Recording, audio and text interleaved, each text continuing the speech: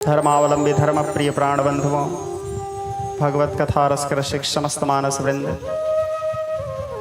दिवस जात नहीं लागहि बारा, देखते देखते दिन कैसे बीतता चला जाता है पता नहीं चलता। आज पंचम दिवस आ गया, 2 दिन और शेष, उसके बाद यहाँ कथा विश्राम। कथा तो भगवान का समापन कभी नहीं होता, क्योंकि राम अनंत अनंत गुणामित कथा विस्तार, सुनिए आचर जनमानि हो जिनके विमल विचार।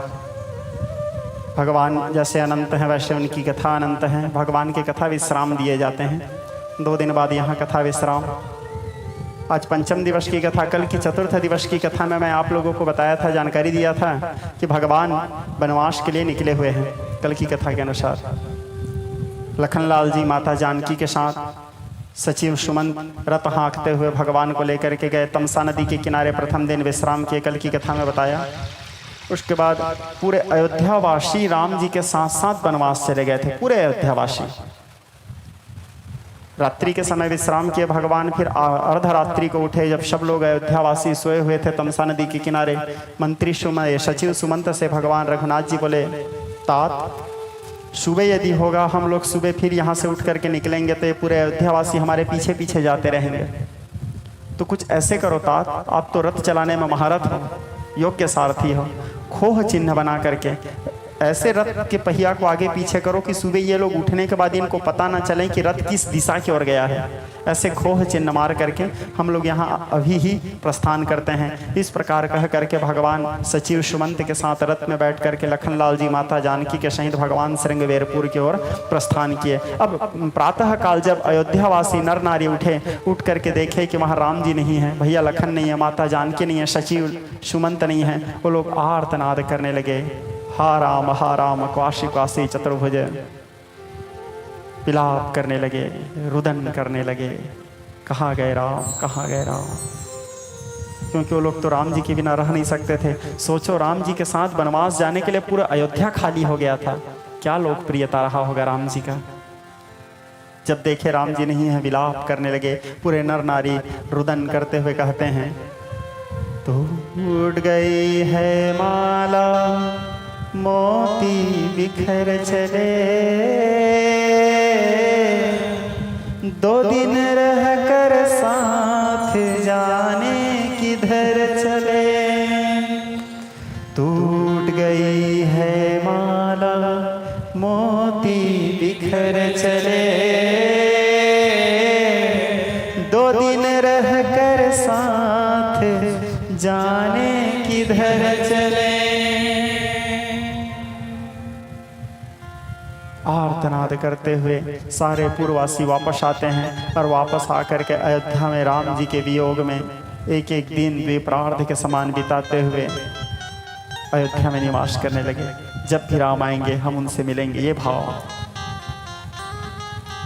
सब अपने लोग व्यवहार कर रहे हैं, सब लोग एक दूसरे से बात कर रहे हैं, रोज सो रहे हैं, रोज जाग रहे हैं, नित्य क्रिया कर रहे हैं, लेकिन मन में एक वियोग है, इंतजार है, राम आएंगे। राम के बिना सब पूरा अयोध्या सुना है। राम बिना मोरे सुनी अयोध्या, लखन बिना ठकुराई। राम बिना मोरे सुनी अयोध्या, लखन बिना ठकुराई। सीता बिना मोरे सुनी रसोईया, भोजन कौन बनाई। के कई तोहरे करने वाहो, राम को भेज दिए वनवास के, कई तोहरे करनवा हो। सब लोग रुदन करते हुए, विलाप करते हुए दिन व्यतीत करने लगे। भाव वही है, पूरे अयोध्या में निवास करते हुए, रुदन करते हुए, आलाप प्रलाप विलाप करते हुए दिन व्यतीत करने लगे। अब यहाँ रघुनाथ जी पहुंचे श्रृंगवेरपुर। श्रृंगवेरपुर वो केवट का गांव है। केवट कौन है जानते हो आप लोग? पूर्व जन्म का। कई लोग जनरली केवट को और निषाद राज को एक ही मान लेते हैं। निषाद राज कौन है? श्रृंगवेरपुर के राजा हैं। और केवट कौन है? वो नाविक है जो राम जी को गंगा पार किए। राम जी को गंगा पार करने वाला केवट अलग है, और श्रृंगवेरपुर के राजा निषाद राज जो राम जी के मित्र हैं, मित्र बनाए थे रघुनाथ जी उनको, वो अलग है। ये केवट कौन है? ये केवट पूर्व जन्म का एक कछुआ है। केवट कौन है? पूर्व जन्म का एक कछुआ है। ये क्षीर सागर में जब भगवान श्री हरि नारायण जी शयन कर रहे थे, शांतकारम भुजग शयनम पद्मनाभम सुरेशम, है ना, तो भगवान जब शयन कर रहे थे तो भगवान के पैरों के तरफ महालक्ष्मी रहती है उनके दासी बन के, और सिर के तरफ शेषनाग जी हैं। तो भगवान के स्पर्श करने की इच्छा हुआ। स्पर्श, ध्यान दो, यहाँ पे इंपॉर्टेंट शब्द है स्पर्श। भगवान के स्पर्श करने की इच्छा हुआ, किसको? कछुआ को। तो स्पर्श करने के लिए चरणों की ओर बढ़े। जैसे चरणों की ओर बढ़ करके शेष के पूंछ के ऊपर चढ़ करके जैसे भगवान के चरणों को स्पर्श करना चाहते थे, महालक्ष्मी बैठी थी, वो कछुआ को नीचे गिरा देती थी। फिर दोबारा प्रयास किए, फिर नीचे गिरा देती थी। फिर तीसरा बार प्रयास किए, फिर नीचे गिरा देती थी। अंततोगत्वा वो कछुआ क्या किया, बोले इधर से तो लक्ष्मी चढ़ने नहीं दे रही है, चलो सिर तरफ से ही छू लो, किसी भी अंग को स्पर्श तो करूं।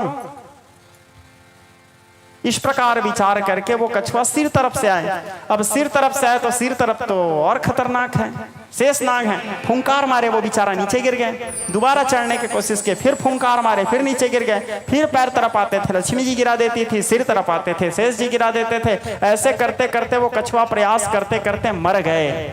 लेकिन अंतर्यामी जानते अंतर के उद्गार, भगवान उसके तड़प को, उसके व्याकुलता को, उसके मिलन की आकांक्षा को, उसके प्रेम को भगवान जान रहे हैं, क्योंकि भगवान हृदय के बात को समझने वाले हैं, हृदय के बात को जानने वाले। इसीलिए तो वो भगवान हैं जो हृदय के बात को समझ जाए। आप और हम नहीं समझ सकते हृदय के बात को, इसलिए हम लोग इंसान हैं। वो भगवान है, परमात्मा है, हमारे मन से उठने वाले सारे भावों को समझते हैं। भगवान समझ गए कि ये कछुआ मेरे मिलने की इच्छा से, मेरे स्पर्श की इच्छा से प्रयास करते करते मर गया। इसका प्रेम आशीर्वाद दिया भगवान कछुआ को, कछुआ जा, एक दिन ऐसा समय आएगा तू मेरे को स्पर्श भी करेगा, मेरे चरण छूने की इच्छा था, चरण को धोएगा भी, मेरे चरणोदक का पान भी करेगा। और यही लक्ष्मी आज तेरे को रोकी है, और यही शेष आज तेरे को रोके हैं। यही लक्ष्मी और शेष मेरे अगल बगल खड़े रहेंगे, तू मेरे पैरों को मल मल के धोते रहेगा, और ये लोग देखते रहेंगे, कुछ नहीं कर पाएंगे उस समय। गोस्वामी तुलसीदास जी लिखते हैं, आगे चल करके प्रसंग आएगा। सुनी केवट के प्रेम लपेटे अटपटे, विहसय करुणा ऐन, चितय जानकी लखन तनु। ये दोहा है केवट प्रसंग में। सुनी, एक दोहा बड़ा मार्मिक दोहा है। सुनी केवट के बेन, प्रेम लपेटे अटपटे, विहसय करुणा ऐन, चितय जानकी लखन तनु। अर्थात आखिरी लाइन को देख पकड़ो, चितय जानकी लखन तनु। भगवान मुस्कुराते हुए जानकी और लखन अर्थात लक्ष्मण दोनों को देख करके मुस्कुराए। जब केवट उनके पैर धो रहे थे तो क्यों दोनों को देख करके मुस्कुराए? तुम दोनों के कारण ही ये परेशान कर रहा है। यदि उस समय इसको छूने दे देते तो आज ये इतना परेशान नहीं करता। इसलिए चितय जानकी लखन तनु। तो केवट पूर्व जन्म की कछुआ। अब ये गुहराज निषाद कौन है? जो राम जी के मित्र हैं, निषाद राज, वो कौन है? आप लोग अपने घर में प्रायः सत्यनारायण जी के कथा करवाते हैं, लगभग सभी लोग करवाते हैं, और नहीं करवाते तो करवाइए। साल में कम से कम एक बार हमारे घर में सत्यनारायण जी का कथा होना ही चाहिए, प्रत्येक सनातनी के घर में। सभी, यदि हम मनुष्य रूप में जन्म लिए हैं तो हमारे घर में साल में एक बार सत्यनारायण जी के, बाकी यज्ञ व्रत तब तो हम नहीं कर सकते कलयुग में। बड़े बड़े, अब हर आदमी तो भागवत राम कथा शिव पुराण नहीं करवा सकता, हर आदमी तो नाम यज्ञ नहीं करवा सकता। नाम यज्ञ कलयुग में विशेष है, बृहद आयोजन है, तो हर आदमी उसको भी नहीं करवा सकता। लेकिन सत्यनारायण पूजा को प्रायः हर व्यक्ति करवा सकते हैं। सत्यनारायण कथा स्कंद पुराण से लिया गया है, स्कंद पुराण के रेवा खंड से संकलित किया गया है। स्कंद पुराण के रेवा खंड में श्लोक आता है, विशेषतः कलियुगे लघु पाय भूतले। क्या बोल रहे हैं महर्षि वेदव्यास जी? विशेषतः कलियुगे लघु उपाय भूतले। विशेष करके कलियुग में यही एक छोटा सा उपाय है जिसको करने से व्यक्ति का उद्धार हो सकता है। तो हर व्यक्ति से मेरा भी व्यक्तिगत निवेदन है, साल में कम से कम एक बार सत्यनारायण जी का कथा करवाइए। जिसमें विशेष रूप से कब करवाना चाहिए सत्यनारायण जी के कथा, तो उसके लिए बताया जाता है, ऐसे तो सत्यनारायण जी के कथा करवाने के लिए कोई तिथि निर्धारित नहीं किया गया है कि ये तिथि में करवाना चाहिए या ये तिथि में नहीं करवाना चाहिए, ऐसे नहीं है। सत्यनारायण कथा में इसके लिए भी कहे हैं, यस्मिन कस्मिन दिने मृत्ते श्रद्धा भक्ति समन्वितम, स्कंद पुराण के श्लोक है। यस्मिन कस्मिन दिने मृत्ते श्रद्धा भक्ति समन्वितम, जिस किसी भी दिन मन में श्रद्धा और भक्ति उत्पन्न हो जाए उसी दिन सत्यनारायण जी के व्रत किया जा सकता है। कोई भी समय, कोई भी काल में, कोई भी दिन में, वो अमावस्या हो, वो शनिवार हो, वो संक्रांति हो, कुछ भी रहे। यस्मिन कस्मिन दिने मृत्ते श्रद्धा भक्ति समन्वितम, केचित कालीनम पूजा सत्य पूजा फल प्रदाह। किसी भी काल में भगवान सत्यनारायण जी के पूजा फल को प्रदान करने वाला है, मनोवांछा को पूर्ण करने वाला है।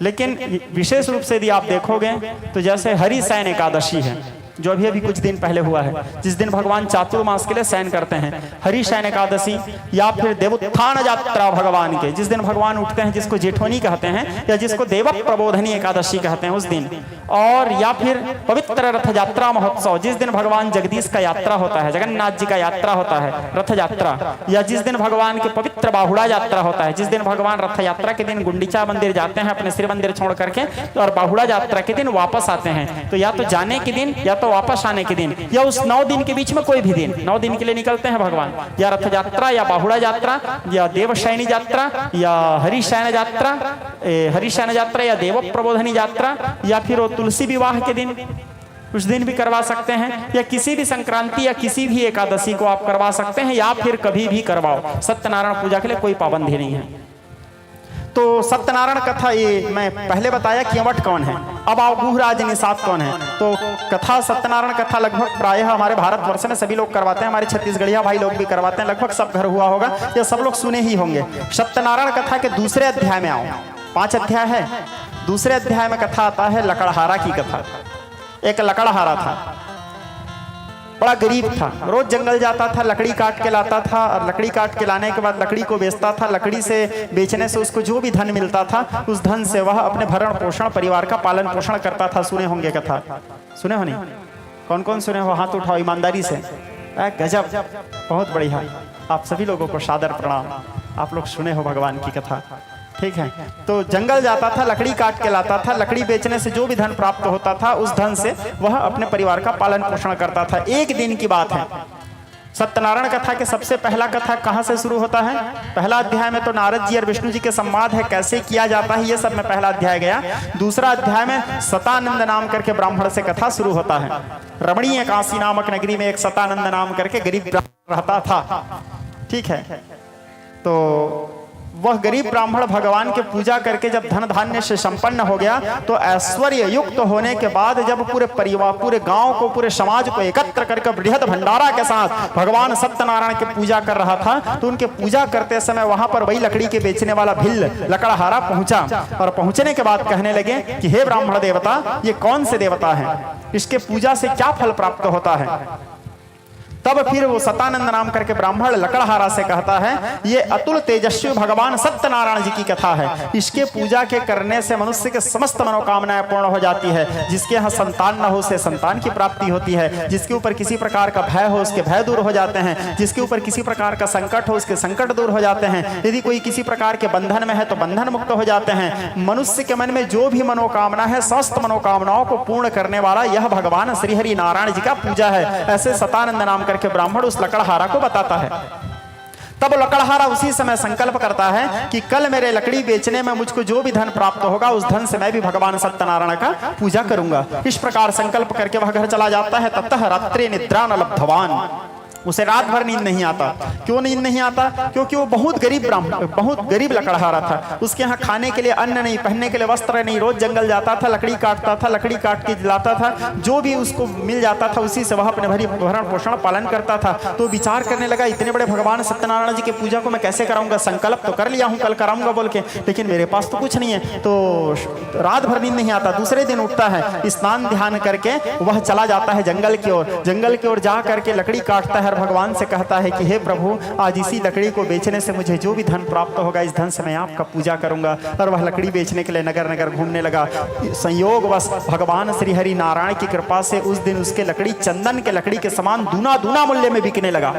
बाकी दिन की अपेक्षा दूना दूना मूल्य में बिकने लगा। भगवान की कृपा, क्योंकि वो भगवान के लिए प्रतिज्ञा किया है, सत्य संकल्प भगवान के लिए किया है, भगवान के कार्य के लिए किया है। और भगवान के कार्य के लिए आप संकल्प करोगे तो पूर्ण करना फिर भगवान का दायित्व है, भगवान की जिम्मेदारी है। भगवान उसके लकड़ी चंदन के लकड़ी के समान दूना दूना मूल्य में बिकने लगा। उसी मूल्य को एकत्रित करता है, समन्वित करता है, और समन्वित करके एक सुंदर वेद पाठी ब्राह्मण को बुलाता है। और ब्राह्मण को बुला करके भगवान सत्यनारायण जी के पूजा करता है, कथा श्रवण करता है, यज्ञ यज्ञ करता है, ब्राह्मण को यथाशक्ति दक्षिणा देता है, दक्षिणा दे करके रात्रि को हरि नाम संकीर्तन कर वह रात्रि जागरण करता है। और जब तक वह इस मृत्यु लोक में जीता रहा तब तक भगवान की कृपा से धन धान्य से संपन्न हो गया उस पूजन के प्रभाव से। और जब तक इस लोक में जीता रहा वह संक्रांति के संक्रांति, अमावस्या, सायंकाल, प्रातः काल, मध्याह्न काल सदैव भगवान श्री सत्यनारायण जी के स्मरण करके इस लोक में सुख भोग करके अंत में वह वैकुंठ लोक को गया। ये दूसरा अध्याय सत्यनारायण की कथा।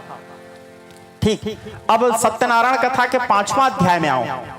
5वां अध्याय में जिस समय उपसंहार होता है, यानी जो जो कथा किए सतानंद नाम करके ब्राह्मण, वो दूसरे जन्म में क्या हुआ, लकड़हारा दूसरे जन्म में क्या हुआ, और उसके बाद वो साधु बनिया दूसरे जन्म में क्या हुआ, उल्कामुख नाम करके राजा दूसरे जन्म में क्या हुआ, तुंगध्वज नाम करके राजा दूसरे जन्म में क्या हुआ, ये सारे कथा फिर 5वां अध्याय में आता है। तो 5वां अध्याय में जब इस लकड़हारा की कथा आता है तो उस समय कहते हैं काष्ठ भारव बहुबिल्लो गुहु राजा बभूव तस्मिन् जन्मानि सभ्यम श्री रामम मोक्षम जगा 5वां अध्याय का श्लोक। वही लकड़ी के बेचने वाला लकड़हारा दूसरे जन्म में गुहराज निषाद हुआ श्रृंगबेरपुर में, और श्री रामचंद्र के साथ मित्रता करके श्लोक में सुख भोग करके अंत में वैकुंठ लोक को प्राप्त किया। तो गुहराज निषाद वही पूर्व जन्म के लकड़हारा है। भगवान सत्यनारायण के कथा के प्रभाव से गुहराज निषाद बन करके श्रृंगबेरपुर के राजकाज को संचालन कर रहा है। और वो केवट कौन है? एक साधारण नाविक है जो पूर्व जन्म का कछुआ है। हाँ, तो अब हमारे प्रसंग में आइए। हम कहाँ पे थे? ये दोनों के बारे में इसलिए बताया क्योंकि अभी भगवान श्रृंगबेरपुर गए हैं, इन्हीं के यहाँ गए हैं। तो श्रृंगबेरपुर जब भगवान पहुंचे तो शिष्पा वृक्ष के नीचे भगवान कूस के आसन लगा करके विश्राम किए। जब महाराज गुहराज को पता चला कि राम महाराज दशरथ के पुत्र आए हैं, पूरे पुरजन के साथ, पूरे अपने समाज के साथ, गुह समाज यानी केवट समाज के साथ आए, आ करके रघुनाथ जी के स्वागत किया। रघुनाथ जी से कहने लगे, प्रभु चलो आप चल करके हमारे श्रृंगबेरपुर में निवास करो, 14 वर्ष आप हम लोगों के साथ व्यतीत करना। प्रभु राम जी बोले, पिताजी मुझे आदेश दिए हैं, मैं 14 वर्ष नगर प्रवेश नहीं कर सकता, वनवास, वन में निवास करना है, नगरवास नहीं दिए हैं मुझे पिताजी। तो बोले, प्रभु आप चल करके भोजन तक कर लो। बोले, मैं नगर घुस ही नहीं सकता, पिताजी मुझे वन में रहने का आदेश दिए हैं, पित्राज्ञा परिपालनम, पिताजी का आदेश है। मित्र रघुनाथ जी गुहराज को गले लगाए, गले लगा करके गुहराज से मित्रता किए। क्या सौभाग्य है गुहराज का, सोचो श्रोता समान।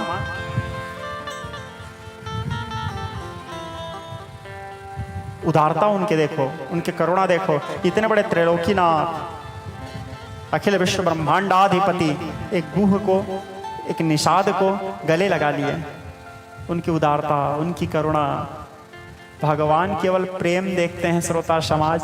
आपके धन, आपके संपत्ति, आपके रूप, आपके सौंदर्य, आप कितने सुंदर हो, आप कितने रूपवान हो, आप कितने धनवान हो, आपका कितना पहुंच है, आपका कितना पावर है, इसको भगवान नहीं देखते। गोस्वामी जी कहते हैं, बोले राम ही केवल अप्रेम प्यारा, जान ले हो सोई जान निहारा। राम ही केवल प्रेम प्यारा, भगवान को चाहिए केवल मात्र प्रेम। भगवान शंकर भी इस बात को बालकांड में बोले हैं, हरि व्यापक सर्वत्र समाना, प्रेम ते प्रगट होई मैं जाना। यदि भगवान भोग को देखते कि नहीं, मेरे को अच्छा जहां ब्रांडेड भोजन मिलेगा, जहां अच्छा अच्छा भोग लगेगा, उसी के घर में जाके भोजन करूंगा, तो आप लोग महाभारत के कथा जानते होंगे। दुर्योधन 56 भोग बना के इंतजार कर रहे थे, भगवान 56 भोग छोड़ करके विदुर जी के घर गए थे भाजी खाने के लिए। ठीक है, खिचड़ी और भाजी खा करके विदुर जी के घर में संतुष्ट हो गए। केला के छिलका खाया वहां, भागवत में बताता हूं, इस कथा को आप लोग यूट्यूब के माध्यम से श्रवण किए होंगे। विदुर जी के यहाँ जाके भगवान केला के छिलका खाए और 56 भोग छोड़ करके आए थे। तजी 56 भोग सुयोधन के, विदुरानी प्रभु मन भाने लगी, पहुंचे प्रभु भक्त के भाव न जपे, छवि देखी करी हुलसाने लगी। यदि भगवान छुआछूत देखते तो सबरी के यहाँ जा करके क्यों भगवान, वो भी जूठा बेर खाए थे।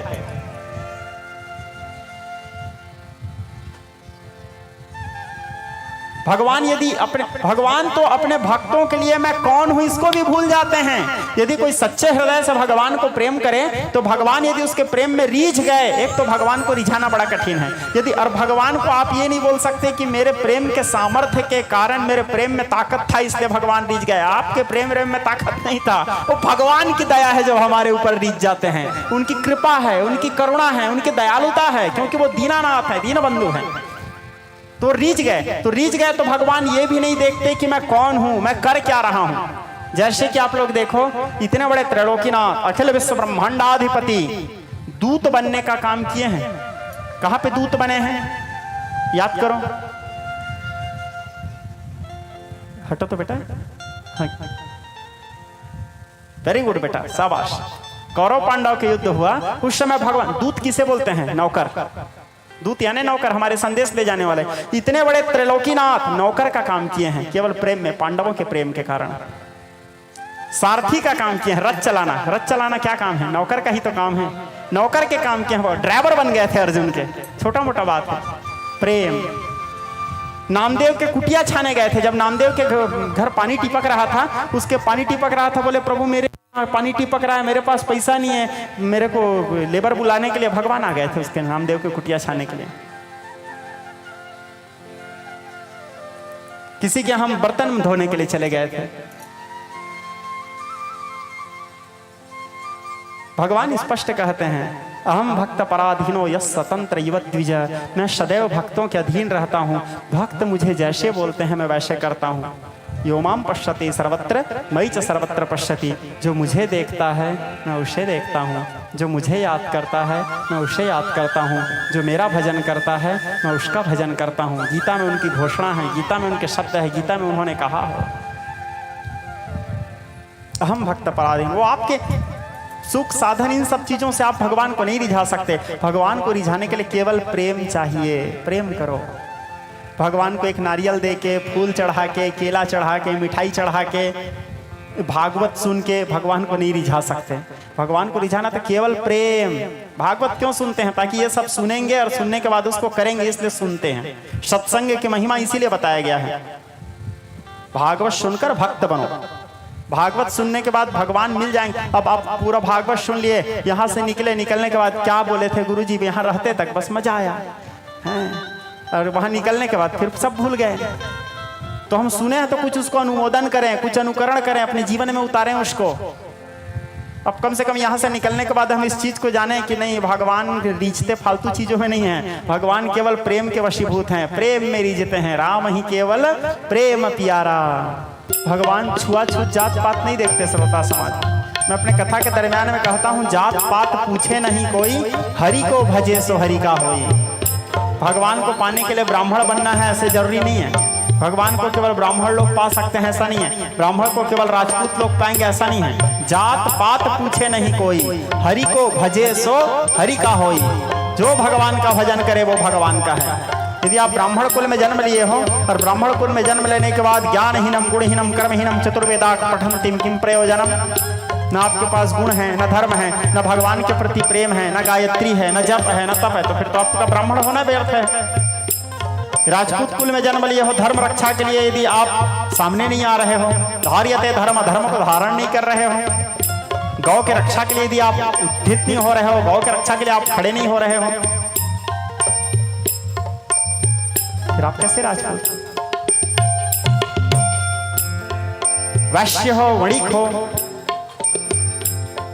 यज्ञ आदि कार्य के लिए, सत्संग के लिए, धर्म अनुष्ठान के लिए वैश्य जो धन संचय करते हैं, उस धन को संचय करने के पश्चात अपने लिए रखते हैं, अपने बच्चों के उपभोग के लिए रखते हैं, और उसके बाद जो बच गया उसको धर्मार्थ में लगा देते हैं। ऐसे नहीं कि उसको बैंक में डाल के रखे रहे और काम आएगा, बल्कि धर्मार्थ में, यज्ञ आदि अनुष्ठान के लिए रखते हैं। यदि ये सब नहीं कर रहे हो तो आप कैसा वैश्य? यज्ञ विधान क्यों बनाया गया है? यज्ञ में चारों वर्णों का सहभागिता है। यज्ञ विधान में आप लोग विचार करना, यज्ञ विधान क्या है? यज्ञ कभी होता है तो यज्ञ में चारों वर्णों का सहभागिता है। चारों वर्णों के बिना यज्ञ अधूरा है, यदि वो लोग साथ नहीं दिए तो। ब्राह्मण है सबसे पहले, क्षत्रिय क्या करेगा? हम मुझे यज्ञ करवाना है, ठीक, यज्ञ करवाने के लिए, यज्ञ रक्षा के लिए उद्यत होगा, लोगों को एकत्र करेगा, क्योंकि राजा है वो, एकत्र करेगा। एकत्र करने के बाद हाँ अब मुझे यज्ञ का विधान करना है, यज्ञ करवाना है, सब लोगों को संगठित करेगा, एकता संगठन बनाएगा। संगठन बनाने के बाद अब संगठन बनने से यज्ञ नहीं हो जाता, यज्ञ होने के लिए संगठन तो आवश्यक है। अब उसमें आवश्यक क्या है? अर्थ, धन। बिना धन के कैसे यज्ञ होगा? तो धन आवश्यक है। तो अब धन के लिए वैश्यों की आवश्यकता पड़ेगा।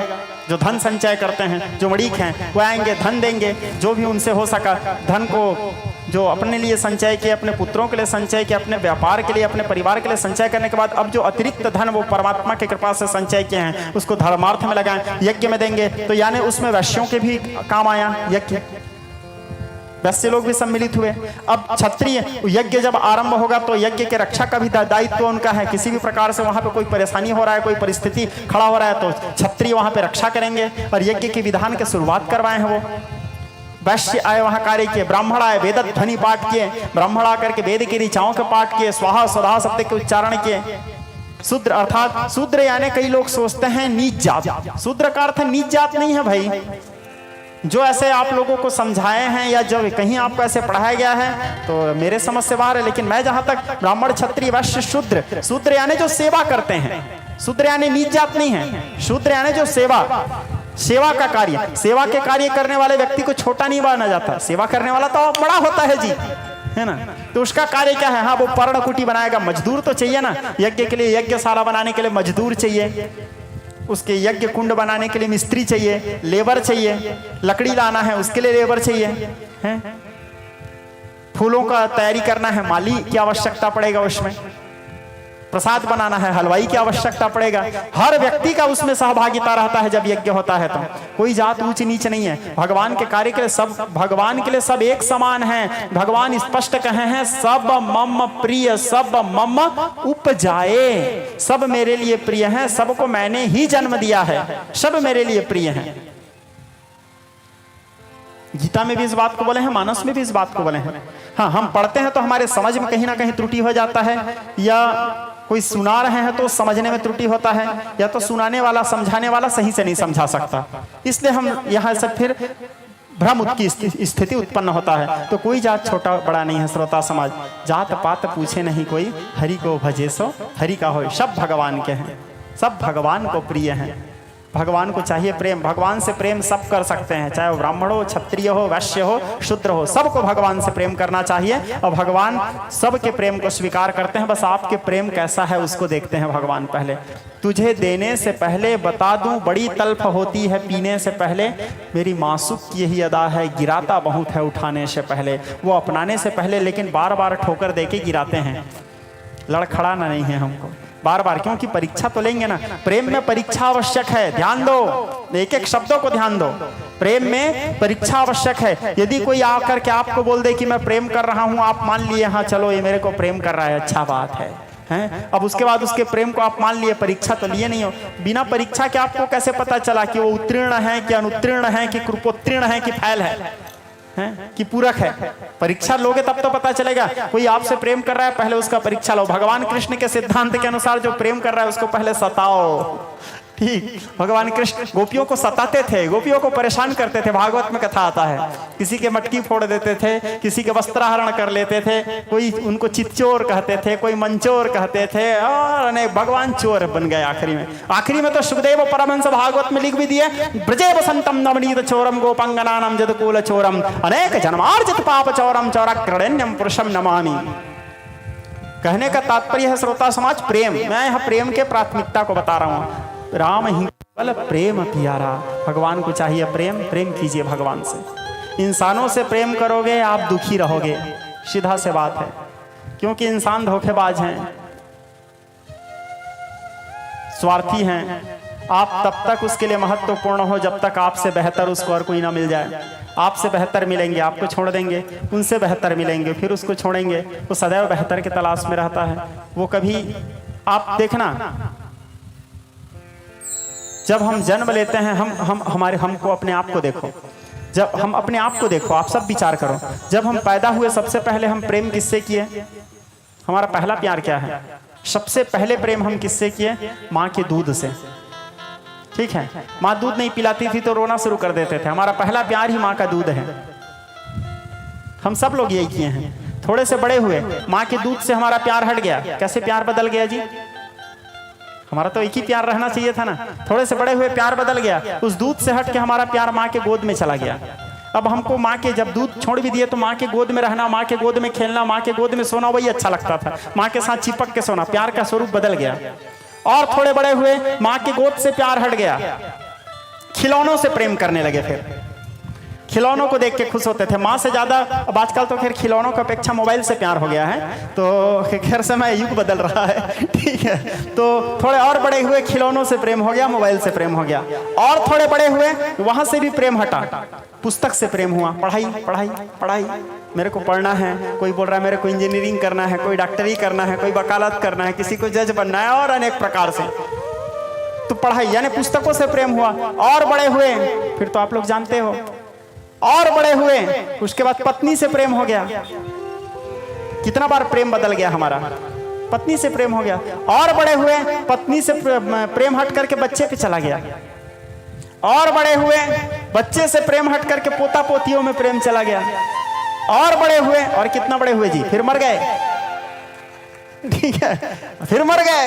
ऐसे करते करते मनुष्य मर जाता है, लेकिन आखिरी तक भगवान से प्रेम नहीं करता। एक अगरबत्ती जला देंगे, सोचेंगे यही प्रेम है।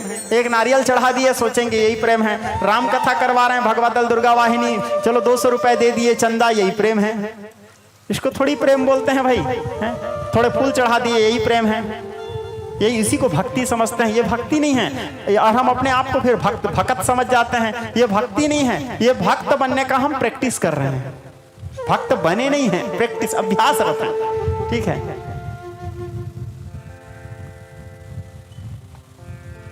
प्रेम शुद्ध अंतःकरण से कीजिए। अनिर्वचनीयम, नारद जी सात्वक तंत्र पंचरात्र भक्ति में कहते हैं, अनिर्वचनीयम प्रेम स्वरूपम मूका स्वादम न प्रकाशते, क्वापि पात्रे कामना रहितम गुण रहितम सर्वदा विच्छिन्नम तत्प्राप्नोति तत्चिंतित तदवलोकयति। शुद्ध प्रेम केवल भगवान से कीजिए, क्योंकि एक भगवान ही हैं जो कभी हमको धोखा नहीं देते, और वो हमको हम जितना प्रेम उसको, हम भगवान को जो भी देते हैं, श्रोता समाज 1000 गुना ज्यादा दूना दूना करके लौटाते हैं वो हमको। एक फूल भी यदि आप भगवान पे चढ़ाओगे तो उसका भी फल वो आपको देते हैं। भगवान कभी ऋणी नहीं रहते। यही केवट का प्रसंग अभी थोड़ी देर बाद आपको बताने वाला हूं। ये केवट भगवान के पैर धोए, पैर धोते समय भगवान को चिढ़ा चिढ़ा के पैर धोए हैं। अभी बताऊंगा उस कथा को। परेशान कर दिए थे भगवान के पैर धोते समय। भगवान भी समय आया, वही केवट के पैर धोए। ये हंस के पैर धोया था भगवान, उसके पैर धोते समय रो रो के पैर धोए थे। केवट ने नली मुंदरी रहा राम सिर भार, बना सुदामा विप्रवर वैभव मिला अपार। वही केवट फिर तीसरे जन्म में सुदामा बना। ये केवट हंसकर हंसाकर पखारा पद केवट ने, किंतु घनश्याम को तो रुदन मचाना था। उनके द्वार में आए तो उनकी स्थिति क्या था? जब सुदामा उनके द्वारपाल आकर के बताया प्रभु ऐसे बिहार, आकर के द्वारपाल लोग बताया प्रभु आए हैं आपके, कोई बोल रहे हैं कृष्ण मित्र मम नाम सुदामा। जैसे आकर के बताया भगवान, कौतूहल भरे यह दृश्य सब देख रहे, सुध बुध खोके कृष्ण दौड़े कहाँ जाते हैं। गिरते हैं पड़ते हैं फिर उठ चलते हैं, द्वारपालों कभी दासियों से घबराते हैं। कभी गिर रहे हैं कभी उठ रहे हैं। आदमी लोग आश्चर्य से देख रहे हैं, बोले है कौन, कौन आ गया है? कौन ये महत्वपूर्ण आ गया है द्वार पे की अगवानी करने को भगवान आते हैं, भगवान आते हैं। न जाने कौन है, कौन आ गया जिसको देखने द्वार तक लेने के लिए स्वयं भगवान जा रहे हैं। इस प्रकार विचार करके सुदामा जी के पास आए भगवान, सुदामा जी के पैरों को धोए। कहने का तात्पर्य प्रेम। सुदामा पूर्व जन्म में उसके पैर धोए थे, ये इनके धोए। मुख्य रूप से मेरे पूरे कथा सुनाने का मतलब यह है, इतना लंबा चौड़ा समझाने का मतलब यह है, राम ही केवल प्रेम प्यारा। गोस्वामी जी लिख रहे हैं रामचरितमानस में, राम ही केवल प्रेम प्यारा, राम ही केवल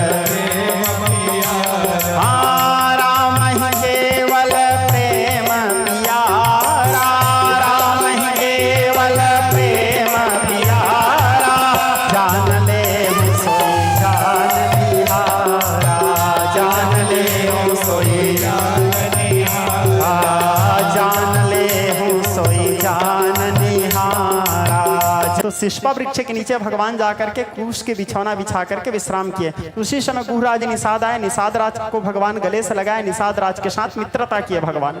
मित्रता करने के बाद अब रात्रि के 4 पहर वहां बीता।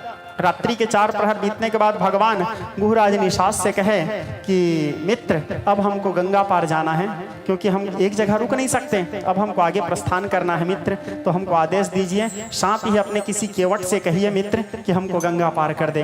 तो गुहराज निषाद अपने साथ भगवान को लेकर के गंगा तट पे पहुंचे। अब मानस का सबसे आनंददायक प्रसंग का शुभारंभ करते हैं गोस्वामी तुलसीदास जी। जैसे गंगा तट में पहुंचे, गंगा तट में पहुंचने के पश्चात यहाँ कथा आता है, गोस्वामी जी लिखते हैं, मांगी नावन केवट आना, बोले मांगी नावन केवट आना, कहे तुम्हार मरम में जाना। इस चौपाई का 2 अर्थ है, ध्यान से समझना। चौपाई का 2 अर्थ है। पहला अर्थ, मांगी नाव न केवट आना, नाव मांगे लेकिन केवट नहीं आए। मांगी नाव न केवट आना, नाव मांगे लेकिन केवट नहीं आए। क्यों नहीं आए? कही तुम्हारा मर्म मैं जाना, कहने लगे मैं तुम्हारा मर्म जानता हूं इसलिए नहीं आए। और दूसरा अर्थ, बोले मांगी नाव न केवट आना, कही तुम्हार मर्म मैं जाना। दूसरा अर्थ, नाव मांगे ही नहीं और केवट आ गया। पहला अर्थ, नाव मांगे और न केवट आना। दूसरा अर्थ, मांगी नाव न केवट आना, नाव मांगे ही नहीं और केवट आ गया। और आकर कहता है, अब सही अर्थ क्या है तो गोस्वामी तुलसीदास जी जाने या भगवान शंकर जाने, कही तुम्हारा मर्म मैं जाना, और कहने लगा कि मैं तुम्हारा मर्म जानता हूं। अब यहाँ पे इस कथा को यहीं पे रोको, मांगी नाव न केवट आना, ठीक है। अब आप लोगों को एक और कथा बताता हूं इसी केवट प्रसंग के अंतर्गत। ये केवट बहुत पुराना बात है। केवट जब नौ युवक था, यानी 16-17 साल की उम्र में था, और एक गुहराज थोड़े से ज्यादा उम्र के थे। तो गुहराज क्या है, श्रृंगबेरपुर में जितने भी केवट हैं सभी केवटों के मुखिया हैं, लीडर। तो एक बार सभी केवटों के बीच में नाव कंपटीशन हुआ। नाव कंपटीशन यानी कौन अपने नाव को सबसे पहले गंगा जी के उस पार लेके जाएगा, प्रतियोगिता हुआ। तो सब लोग गंगा जी के तट पे अपने अपने नाव को लेकर के खड़े हुए, उस पार कौन जाएंगे, और प्रतियोगिता चलने लगा उस पार जाने के लिए। अचानक गंगा जी में बाढ़ आ गया। केवट के युवा अवस्था की बात है। अचानक गंगा जी में बाढ़ आ गया। जब बाढ़ आ गया तो गंगा जी में भंवर उठा। अब भंवर उठने के बाद वही नाव गोल गोल घूमने लगा, और जो गुहराज निषाद थे यानी निषादों के मुखिया लीडर, अचानक उसके नाव पलट गया और गंगा जी में डूबने लगे। तो ये जो केवट था, कौन, वो जो पूर्व जन्म के कछुआ वाला केवट, वो केवट अब तैरने में बड़ा महारत था, छलांग मारा अपने नाव से, और ये जो गुहराज निषाद थे मुखिया, उसको भंवर से बाहर निकाले और अपने नाव में बिठाकर जल्दी जल्दी गंगा के इस पार लाए, उसको बचा लिए। अब वो जो गुहराज निषाद था वह केवट से कहता है, भाई केवट आज तू मेरा जान बचाया रे। जान बचाना छोटा मोटा बात नहीं है, तू आज तेरे कारण आज मेरा शरीर है, मैं जिंदा हूं। जो चाहे मांग ले भाई, आज मैं तेरे को दूंगा। बोले तू मेरा प्राण दान किया, जो चाहे मांग ले। केवट कहता है, कुछ नहीं चाहिए महाराज, आप मेरे राजा हो, लीडर हो। राजा का प्राण बचाना प्रजा का कर्तव्य है, इसमें मैं कोई आपका सहायता किया हूं ऐसा नहीं, मैं अपने आप का सहायता किया हूं महाराज।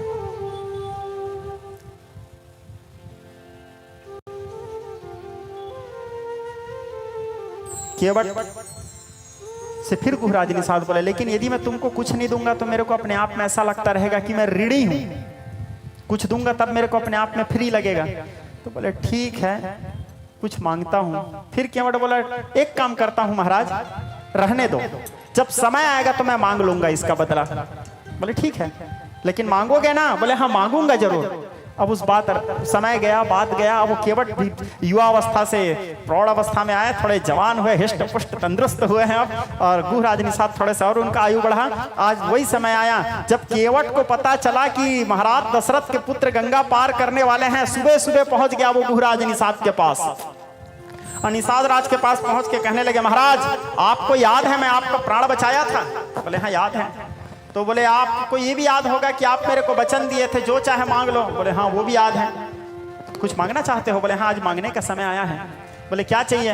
बोले पूरे केवट आपका आदेश मानते हैं, श्रृंगवेरपुर में सारे केवट आपका आदेश मानते हैं।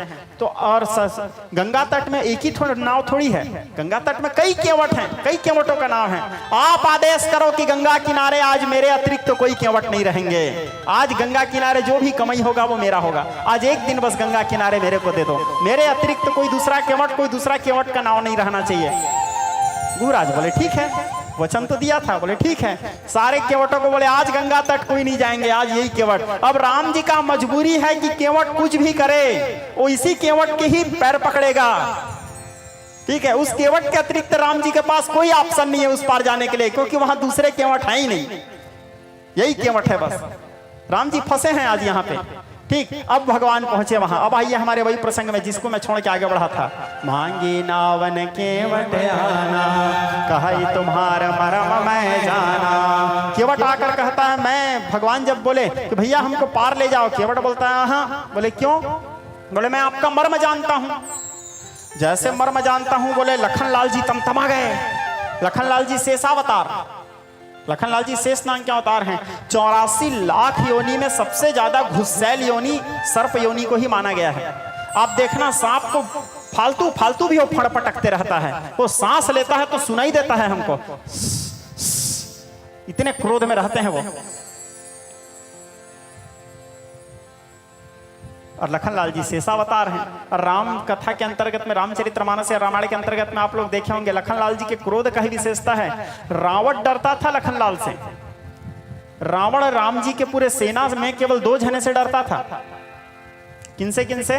पहला है कपि एक महाबलवीरा, उस सेना में एक बड़ा बदमाश बंदर है जो कुछ भी कर सकता है, हनुमान जी से उसको भय था। और दूसरा रावण बोलता था छोट कुमार खोट बड़ा भारी, वो बनवासी का एक छोटा भाई है, वो पूरा सनकी है। ठीक है, लखनलाल जी के बारे में कहते थे, इतने क्रोध में रहते थे लखनलाल जी। एक बार बिना राम जी के जानकारी के रावण जी के पास एक लेटर भेज दिए थे लखनलाल जी। राम कथा में ऐसे आता है प्रसंग, राम जी को जानकारी नहीं था और बिना राम जी के जानकारी के एक लेटर भेज दिए थे रावण के पास पर्सनल। लखनलाल जी को जब गुस्सा बढ़ा, वो बैठे बैठे उसको गुस्सा आते रहता था। और लखनलाल जी का वनवास काल में एक काम था, वो खाली बैठे हैं मतलब वो उसके तलवार बाण जो रहता है ना उसको लीसते रहते थे, धार करते रहते थे नोक को, कब किसके काम आ जाए बल्कि 24 घंटा वो अपने बाण सजाते रहते थे। राम जी उसको बोलते भी थे क्यों लखन इसके अतिरिक्त तुम्हारा कोई काम नहीं है? बोले नहीं भैया मैं तो वनवास आया ही हूं आपके सुरक्षा के लिए, बोलता था।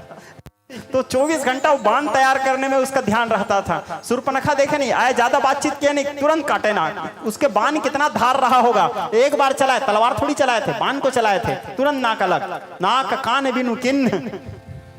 तो विज्ञ स्नेही स्वजन लखनलाल जी के सामने जैसे बोले कही तुम्हार मर्म मैं जाना, मैं मर्म जानता हूं। लखनलाल जी मारे क्रोध के कांप गए, बोले भैया एक केवटा है हमारा मर्म जानेगा, क्या जानता है ये गांव में रहने वाला गवैया हमारे मर्म को जानेगा।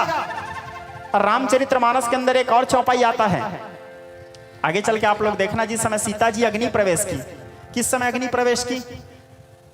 प्रकट हुई को नहीं बोल रहा हूं, अग्नि परीक्षा वाला बात नहीं बोल रहा हूं। जिस समय अग्नि में घुसे, किस समय घुसे? अरण्य कांड। जिस समय लखनलाल जी फूल फल लेने के लिए गए थे, खरदूषण का वध हुआ। खरदूषण वध होने के बाद राम जी सीता जी को बुला करके कहे सुनो हूं प्रिया व्रत रुचिर सुशीला, मैं कछु करब चाहो नर लीला, मैं कुछ नर लीला करना चाहता हूं। यानी भगवान यहाँ पे सीता को बोल रहे हैं मैं मनुष्य बनने वाला एक्टिंग करना चाह रहा हूं। क्या बोले?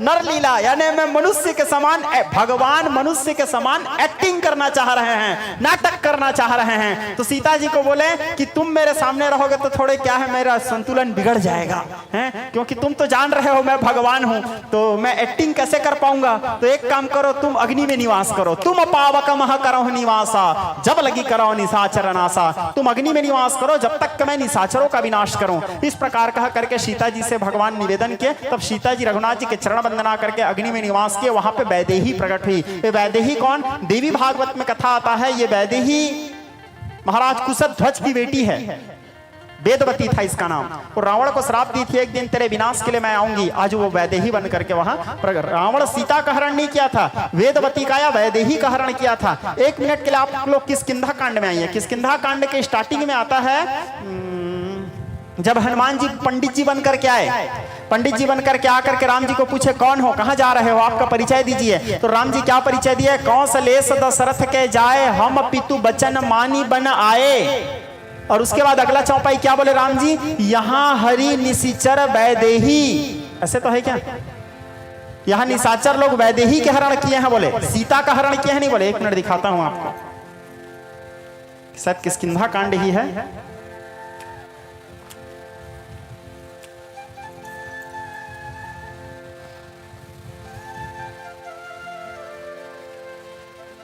हाँ तो हाँ, हनुमान जी पूछे को तुम श्यामल गौर शरीरा क्षत्रिय रूप फिरहु बन वीरा कठिन भूमि कोमल पदगामी कवन हेतु विचरहु बन स्वामी।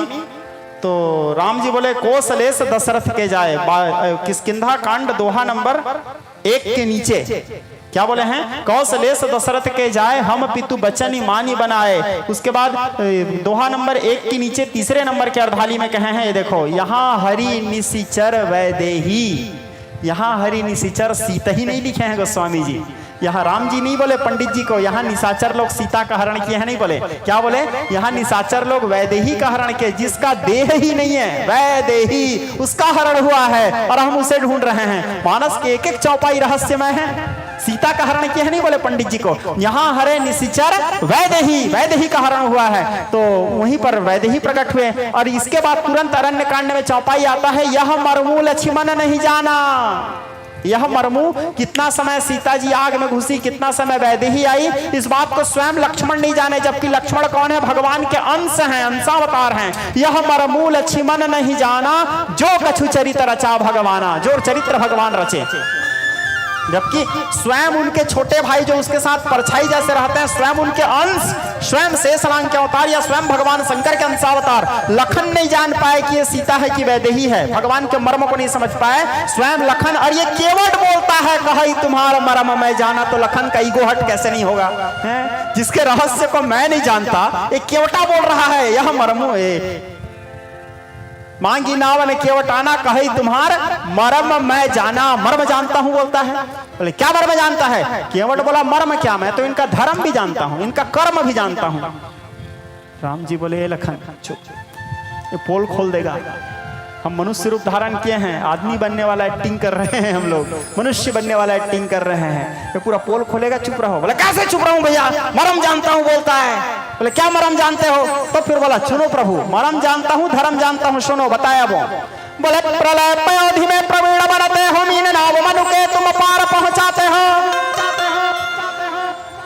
केवट कहता है प्रलय पयोधि में प्रवीण बनते हो, मीन नाव मनु के तुम पार पहुंचाते हो।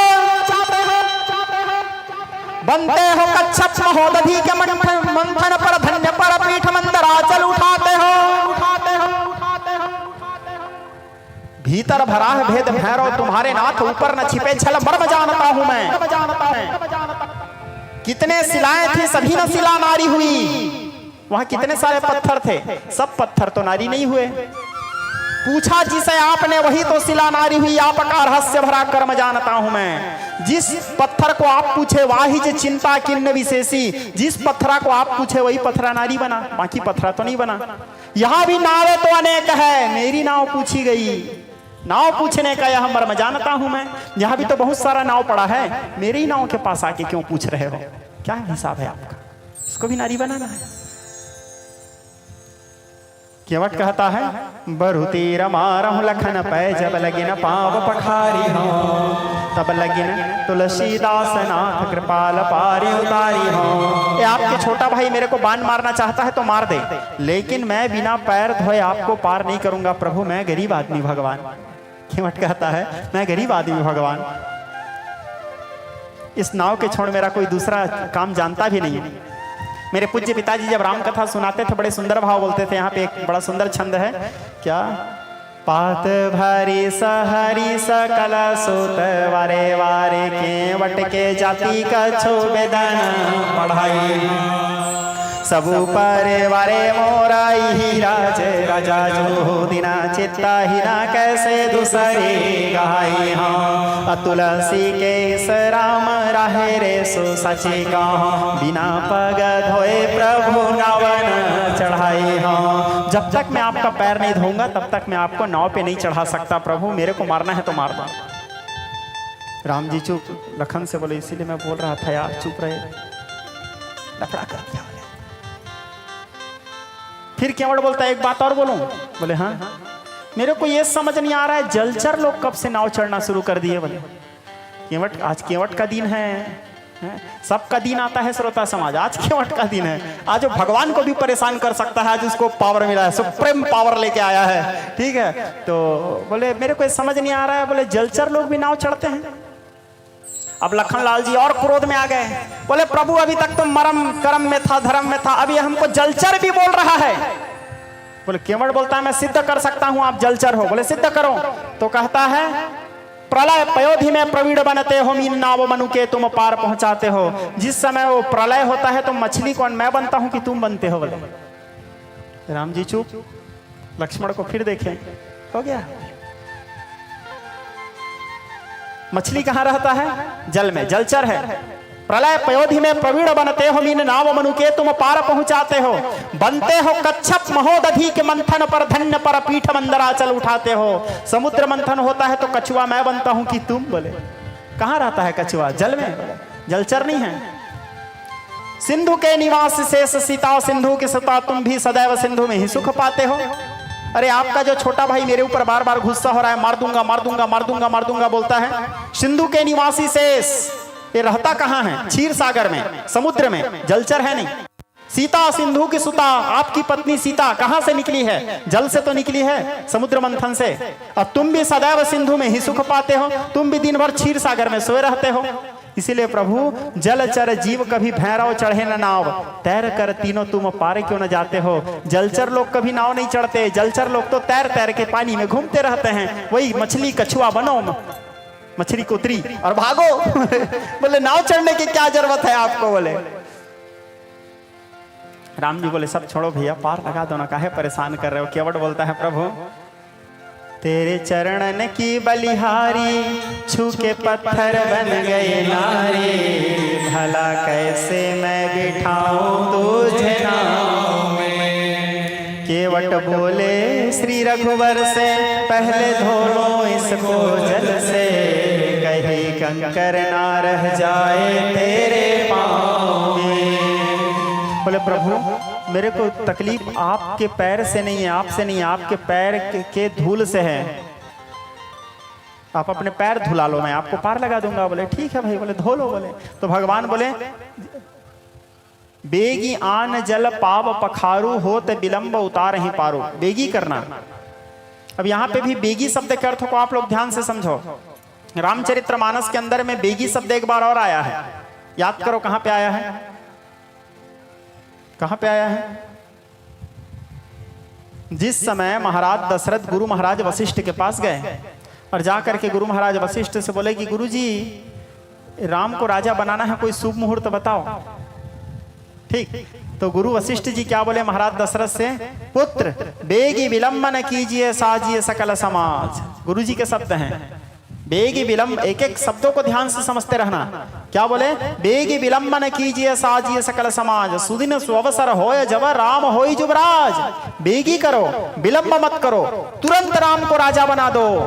लेकिन महाराज दशरथ अपने गुरु का आदेश पालन नहीं किए, और जो व्यक्ति अपने गुरु के आदेश का पालन नहीं करेगा वो दुख भोगेगा ही, वो मरेगा ही। गुरु जी क्या बोले? बेगी विलंब न कीजिए, बेगी करो, विलंब मत करो, तुरंत बेगी विलंब न कीजिए। लेकिन महाराज दशरथ गुरु जी बोले थे तुरंत करो, बेगी करो, लेकिन महाराज दशरथ बेगी नहीं किए। क्या किए? 3 दिन के बाद राम जी के राज्याभिषेक की तैयारी करवाए। यही एक कारण बना, गुरु आज्ञा पालन नहीं किया, मरना पड़ा। तो राम जी बोले एक काम करो भैया, तुम कम से कम बेगी कर दो। बोले बेगियान जल पाव पखारू, बेगी करो, तुरंत पैर धो लो। क्योंकि एक बार मेरे पिताजी जल्दी नहीं किए तो मेरे को यहाँ तक आना पड़ा, दूसरा तुम बेगी नहीं करोगे तो फिर कहाँ जाना पड़ जाएगा, कोई ठिकाना नहीं। इसलिए बेगियान जल पाव पखारू, बेगी करो, बेगी तुरंत पैर धो लो। बोले केवट भी बड़ा चालाक, केवट भी बड़ा चालाक। क्या किया? पानी कठौता भरी ले आवा। एक एक चौपाई में खेल रहे हैं तुलसीदास जी। देखो क्या तुलसीदास जी का साहित्य है, एक एक शब्दों में खेल रहे हैं। पानी कठौता भरी ले आवा, कठौती में जल नहीं लाए, किसमें जल लाए? कठौता। अब देखो हिंदी साहित्य के अनुसार कठौती स्त्रीलिंग, कठौता पुल्लिंग। केवट विचार किया कठौती में जल लाया, अब पैर धोते धोते कहीं थोड़ा बहुत धुर्रा गिर गया, कठौती स्त्री बन जाएगी। एक जने है घर में, वो चैन से नहीं रहने देती, दूसरा आ गई तो फिर तो गए वाह दे टमड़ाऊ हो जाऊंगा बोले ठीक है, एक को नहीं संभाल पा रहा हूं, दूसरा हो गए। तो केवट क्या किया? पानी कठौता, कठौता में जल लाया। कठौता है ना पुल्लिंग, पैर के धूल गिरेगा तो भी लड़का बनेगा, लड़का बनेगा तो बढ़िया है, मेरे को फोकट में एक नौकर मिल जाएगा। सोचो अनपढ़ केवट के पास कितना दिमाग। पानी कठौता भरी ले आवा, कठौता में जल लाए। जल लाने के बाद अब पाद प्रक्षालन किए, पाद प्रक्षालन करके भगवान के पैर को मल मल के, एक पैर को धोए, साफ किए साफ किए साफ किए। अब वो पैर पूरा साफ हो गया, तो साफ हो गया तो भगवान उस पैर को उठाए, और जब भगवान उस पैर को उठाए तो अब दूसरा पैर को धोने लगे केवट, दूसरा पैर को मल मल के। अब केवट को भगवान के पैर छूने का मौका मिल रहा है, छोटा मोटा बात थोड़ी है श्रोता समाज। जिस पैर को महालक्ष्मी चापती है, अखिल विश्व ब्रह्मांड जिसके एक झलक पाने के लिए तरसते हैं, जन्म जन्म मुनि जतन कराही, अंतर राम मुख आवत नाही। जन्म जन्मांतर ऋषि मुनि लोग यत्न करते करते थक जाते हैं, आखिरी में जिनका नाम मुंह में नहीं आता, केवट के सामने साक्षात वो खड़े हैं और उसके पैर को छूने का मौका मिल रहा है। क्या सौभाग्य, केवट छोड़ ही नहीं रहा है, पैर को आराम से मलमल के मलमल के मलमल के धो रहा है। अब एक पैर में राम जी खड़े हैं, एक पैर में कितना देर तक राम जी खड़े रहेंगे? राम जी थोड़ा सा अनबैलेंस हुए और अपने वो जो पैर धुल चुका था उसको जमीन में रखे। गंगा जी आप लोग गए होंगे, कभी देखे होंगे, गंगा नदी का जो रेत है बहुत बारीक, आप लोग देखेंगे बहुत बारीक, तो पहले की अपेक्षा और ज्यादा चिपक गया उसमें रेत। केवट बोलता है अरे अभी तक तो मेरे को आपके पैर के धूल में से भ्रम था, अब तो मेरे को आपके हृदय में भी भ्रम होने लगा है प्रभु। ले दे के मैं आपके पैर के पूरे धूल को साफ किया था, ये तो आप और ज्यादा चिपका दिए, अब कैसे करूं? राम जी बोले भैया एक पैर में हम कितने देर तक खड़े रहेंगे जी, दर्द तो हमको भी दे रहा था, तुम रह पाओगे क्या एक पैर में खड़े बिना सहारा के? तो केवट बोलता है सहारा चाहिए तो एक काम करो ना प्रभु, मेरे सिर का सहारा ले लो। बोले केवट कहता है सहारा चाहिए तो मेरे सिर का सहारा ले लो। राम जी बोले समझा नहीं। बोले आपके पैर को मैं धो रहा हूं ना, एक पैर को, दूसरा पैर को उठाए हो? बोले हाँ, और हाथ को ऐसे मेरे सिर में रख करके सहारा ले लो। बोले कितना चालाक, भगवान आशीर्वाद भी नहीं दे रहे हैं तो आशीर्वाद देने के लिए भी भगवान को मजबूर। अब भगवान उसके सिर में हाथ रख के सहारा लिए हैं। सोचो केवट का हाथ भगवान के पैर में और भगवान का हाथ केवट के सिर में सहारा लेके खड़े हैं। सारे संसार को सहारा देने वाले परमात्मा राम केवट से सहारा ले रहे हैं। सुनी केवट के बैन प्रेम लपेटे अटपटाए। उसके बाद फिर तुलसीदास जी लिखे विहशय करुणायन चितय जान की लखन तनु। लक्ष्मण और सीता को देखे, बोले इतना परेशान तुम लोगों के कारण ही कर रहा है, उस समय ये कछुआ को छूने दे देते तो आज इतना परेशानी का सामना करना नहीं पड़ता। विहशय करुणायन चितय जान की लखन तनु। अब केवट पूरा पैर धोए, पैर धोने के बाद भगवान को नाव में बिठाए। अब नाव में बिठाने के बाद केवट वहां पे बैठा, वो भगवान के पैर धोए हुए पानी को लेके और थोड़ा सा पिया, थोड़ा सा इधर उधर छीटा, ऐसे करते करते कई देर बीत गया, आधा एक घंटा हो गया।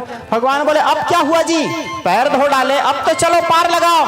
केवट बोलता है आपसे पहले भी बहुत लोग बेटिंग में हैं, पहले उसको पार लगाऊंगा ना, उसके बाद तो आपको पार लगाऊंगा।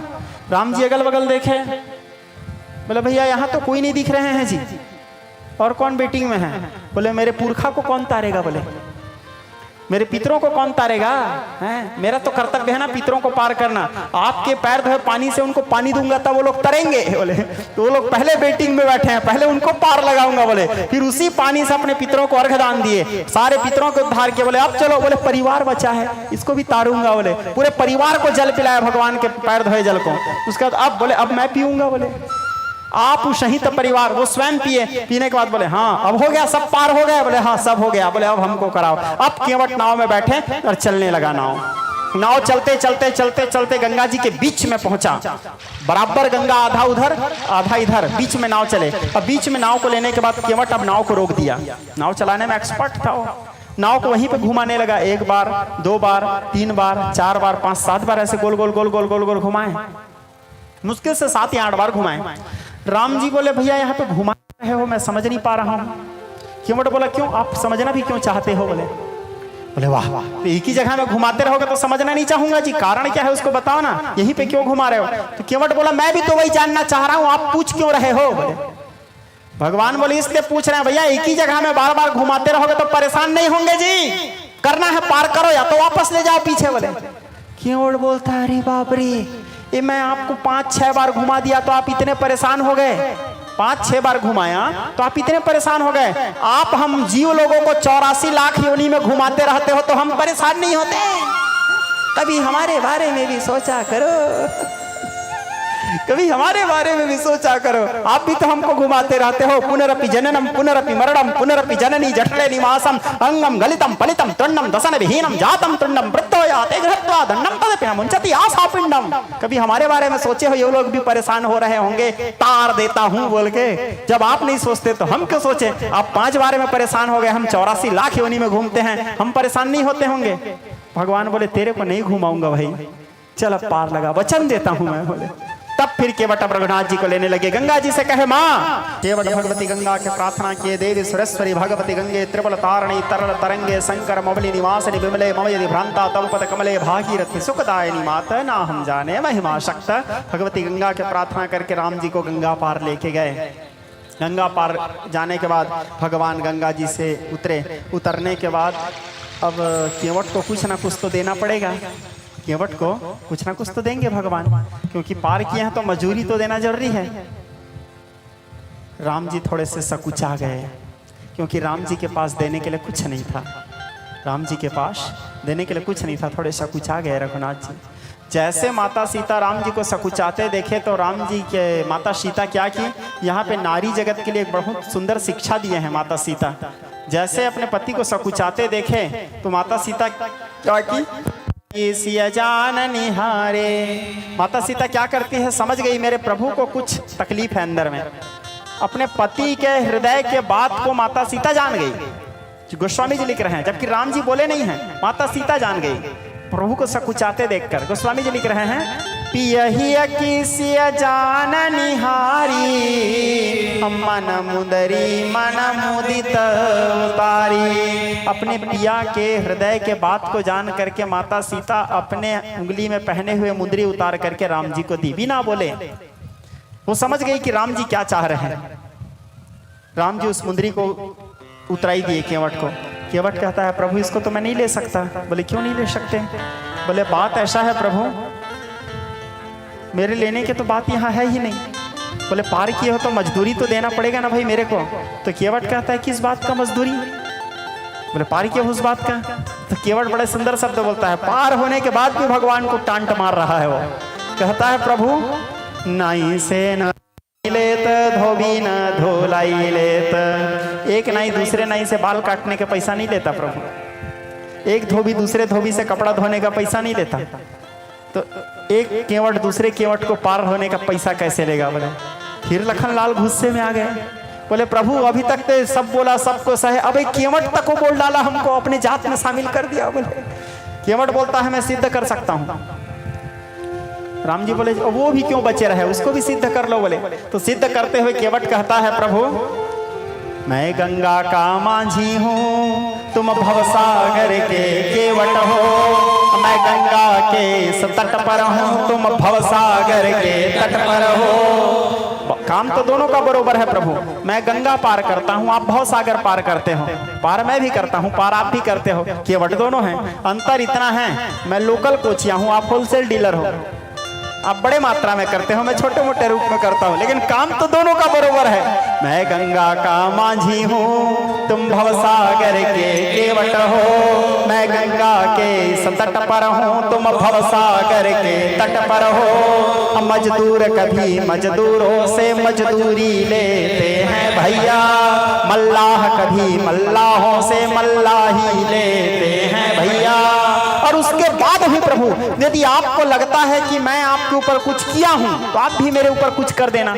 तो बोले कब करूंगा, क्या करूंगा? तो केवट के शब्द देखो, केवट कहता है अपने को ऋणी समझते हो। आपको लगता है कि आपको पार करके मैं आपको ऋणी बना दिया हूं तो ऋण उतार देना समय आने से। बोले कब? तो केवट कहता है अपने को ऋणी समझते हो तो ऋण भी वही चुका देना। मैं जब चाहूंगा तब मैं तुमको पार लगाया हूँ, तुम मुझको पार लगा देना।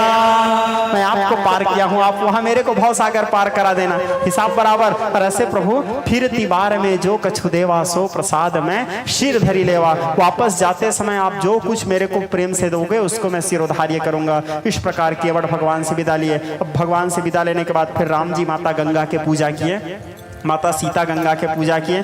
पूजा करने के बाद माता गंगा प्रकट हो गई वहाँ सीता जी की पूजा को देख करके। प्रकट होने के बाद माता सीता को एक वरदान दिया, आप लोग रामचरितमानस में पढ़े होंगे। अब यहाँ पे फिर थोड़े से चौपाई में खेल रहे हैं गोस्वामी जी।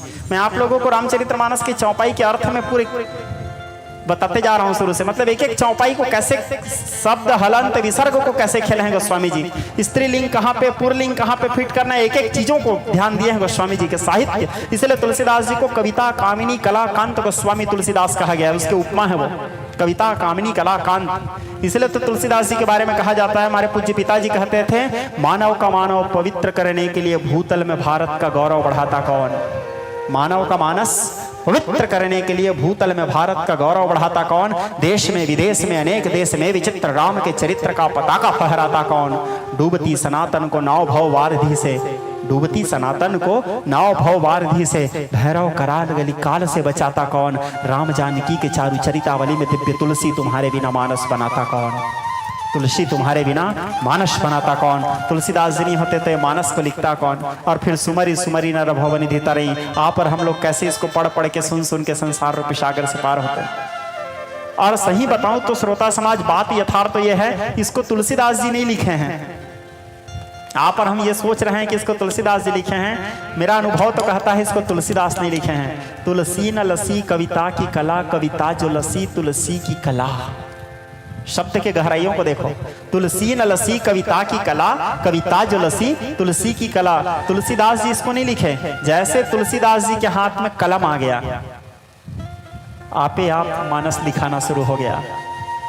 वो कलम भी ये सोचता था कि मैं कुछ लिख लूं, है ना। तुलसीदास जी के मन भी आपे आप वो विचार आता था कि कुछ लिखा जाए मेरे कहने से। उसके अंदर में उद्गार करने वाले ही कोई और थे, क्योंकि मानस लिखने से पहले ही वो स्पष्ट कर दिए थे, सादर शिव ही नाई मही माथा। मैं महादेव के चरणार बिंद की वंदना करके इसको लिख रहा हूँ। शुरुआत में ही शिव जी की वंदना करके लिखे, और जब पूरा मानस समापन हुआ तो आखिरी में तुलसीदास जी क्या किए, उत्तरकांड के समापन में आप देखना गोस्वामी जी कहते हैं, पुण्यम पाप हरम सदा शिव करम विज्ञान भक्ति प्रदम। उत्तरकांड का आखिरी श्लोक है, पुण्यम पाप हरम सदा शिव करम विज्ञान भक्ति प्रदम माया मोहमलाप विमलम प्रेमम पूरम शुभम श्रीमद् रामचरित्रमानसमिदं भक्त्यावगाहन्ति ये ते संसार घोर पतंग किरणरधनयन्ति नो मानवा। पुण्यम पाप हरम सदा शिव करम, आरंभ में भी शिव को समर्पित और अंतिम में भी शिव को ही समर्पित किए। और यथार्थ तो यह है श्रोता समाज, निकला महेश के महान मंजू मानस से ऋषि मुनियों की हुई धन्य चेतना हरा। तुलसीदास जी इसके आद्य प्रणेता नहीं है, इसके आद्य प्रणेता तो देवादिदेव भगवान महादेव हैं। रची महेश निज मानस राखा, अपने हृदय में बसा के रखे थे। पाय सुसमय शिवासन भाखा, समय पा करके शिवा को सुनाए, समय पा करके जगदम्बा को सुनाए। लेकिन आद्य प्रणेता कौन है, निकला महेश के महान मंजू मानस से ऋषि मुनियों की धन्य चेतना हरा। और तुलसीदास जी के जीवन को देखोगे तो कितना दर्दनाक जीवन था, आप लोग अनुभव किए होंगे, उसके जीवनी आप लोग पढ़े भी होंगे। बचपन में भी अभिशाप में मिला, माता की गोद न सुलभ रही, जंगल में भू पर सोए थे, नरहरि ने आकर गाह गही। वहिनों ने दूध पिलाया था, वहिनों ने सोहर सुनाया था, कांटों का ताज पहन कर भी तुम चंदा सम मुस्काए थे। तुलसी तब सुधा पर नया संसार बसाने आए थे, भारत में भक्ति का उज्ज्वल रसधार बहाने आए थे। लिखे तुलसीदास जी, वेद मत सोधी सोधी वेद पुराण सब, छहो शास्त्र सब ग्रंथन को रस। आरती में आता है लाइन, सभी वेद शास्त्र पुराण उपनिषद को निचोड़ कर दिए गोस्वामी जी। नाना पुराण निगमागम सम्मतम, बालकांड के श्लोक है। सभी वेद शास्त्र पुराण के निचोड़ है मानस। तो यहाँ पे तुलसीदास जी फिर जब माता गंगा के पूजा की, हमारे प्रसंग में आओ, मैं क्या बता रहा था आपको, माता सीता गंगा जी के पूजा की। पूजा करते समय माता गंगा प्रसन्न होकर प्रकट हुई, और प्रकट होकर के माता गंगा सीता जी को वरदान दी है। वरदान के लाइन को याद रखना, क्या वरदान दी सीता जी से, कही सीता लोक पलोक बिलोकत तोरे, अब देखना मेरे बात में विश्वास नहीं, घर जाके मानस खोल के। गंगा जी यही आशीर्वाद दी है सीता को, बोली सीता लोक लोक बिलोकत तोरे, एक बार यदि तुम किसी को दृष्टि उठाकर देख लिए, आंख, सीता जी हमेशा, सीता जी का स्वभाव था हमेशा ऐसे ही रहती थी आंख नीचे, राम जी के अतिरिक्त किसी को आंख उठा के नहीं देखते थे। पाति प्रतांचयो धर्म, विष्णुगुप्त कौटिल्य चाणक्य जी के जी कहते हैं सिराव यद गुणितम सहज रुल जाननम गतम च परिमंथारम चरण कोटि लग्नो दर्शाओ वचनम च परिमंथारम सुमधुरो मधुरो वचन। Veil on her head natural bashfulness on her face, सदैव नीचे देखती थी भगवती सीता। तो माता गंगा बोली कि ऐसी थे लोक लोक बिलोकत तोरे, एक बार यदि तुम किसी को आंख उठा के देख दिए तो वो लोक से लोकपाल हो जाएंगे, जीव से ब्रह्म हो जाएंगे। आशीर्वाद किसका है? गंगा जी का। अब इस लाइन को समझे रहो, लोक लोक बिलोकत तोरे, गंगा जी का वरदान है। अब 2 मिनट के लिए इस कथा को यहां छोड़ो, आप लोगों को थोड़ा सा सुंदर कांड लेके जाता हूं। चलिए, जब रावण वैदेही का हरण किया था, वैदेही के हरण करने के बाद बार बार आता था, डराता था, बोले सब अनुचरी करो परन तोरा, सबको तेरे दासी बना दूंगा। तो रावण वहां पे एक बात बोलता था, एक बार बिलोक ममोरा। यहां पे बिलोक शब्द को आपको समझाया हूं, सीता जी गंगा जी का वरदान, लोक लोक बिलोकत तोरे। और उधर रावण क्या बोलता था? एक बार बिलोक ममोरा। रावण कोई कुभाव से या कोई वासना की दृष्टि से या कोई कुदृष्टि से सीता को नहीं बोलता था कि एक बार मेरे को देख। रावण जानता था, ब्रह्म ज्ञानी था वो जानता था, परम विद्वान था कि सीता को गंगा जी का वरदान है, यदि एक बार आंख उठा के देख लेगी तो मेरा कल्याण हो जाएगा। गंगा जी इसको वरदान दिए हैं, इसलिए रावण कहता था, हे जननी एक बार बिलोक ममोरा, एक बार मेरे को देख ले और मेरा कल्याण कर दे, सब अनुचरी करो प्रण तोरा। ये पवित्र विचार था रावण का। रावण के अंदर सीता जी के लिए कोई विचार, कई लोग रावण के चरित्र को इतना गंदा तरीका से सोचते हैं, यानी रावण को तो सीधा पापी बना देते हैं।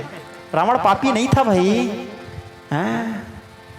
जिसके ऊपर भोले बाबा प्रसन्न रहते थे वो पापी कैसे हो सकता था? हाँ ठीक है, अच्छाई बुराई सब में रहता था, रावण में भी बुराई था। क्या तुम्हारे में बुराई नहीं है? क्या मेरे में बुराई नहीं है? क्या आप लोग यहाँ बैठे हुए कोई आदमी अपने सीना में हाथ रख के बोल सकते हो मेरे में कोई बुराई नहीं है? बुरा आदमी सब है इस संसार में, ऐसा कोई नहीं है जो बुरा नहीं है, सब बुरा है। लेकिन अच्छा कौन है? जो थोड़ा कम बुरा है। बुरा सब है लेकिन अच्छा कौन है? जो थोड़ा कम बुरा है। लेकिन बुरा तो सब है।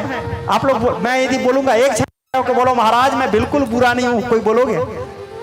सब लोग बुरे हैं, आप हो, मैं हूं, हम सब हैं।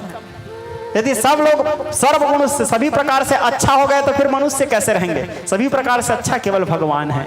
अधरम मधुरम बदनम मधुरम, यही तो अंतर है कि हम जीव हैं और वो ब्रह्म है। तो बुरा सब है। तो रावण के अंदर भी बुराइयां था। दूसरा, रावण सीता जी का हरण किया, तो एक पहला बात तो आप लोग ये समझ जाओ कि वो सीता जी का हरण नहीं किया था। अभी थोड़ी देर पहले मैं पूरा क्लियर किया हूं, स्पष्ट आप लोगों को समझाया हूं। वैदेही का हरण किया है, वैदेही कौन है उसको भी पूरा समझाया हूं। दूसरा, अपने जिस समय सीता हरण से पहले के कथा में आओ, शायद कल आएगा ये कथा या परसों तो खत्म ही हो जाएगा, शायद कल ही आ सकता है। तो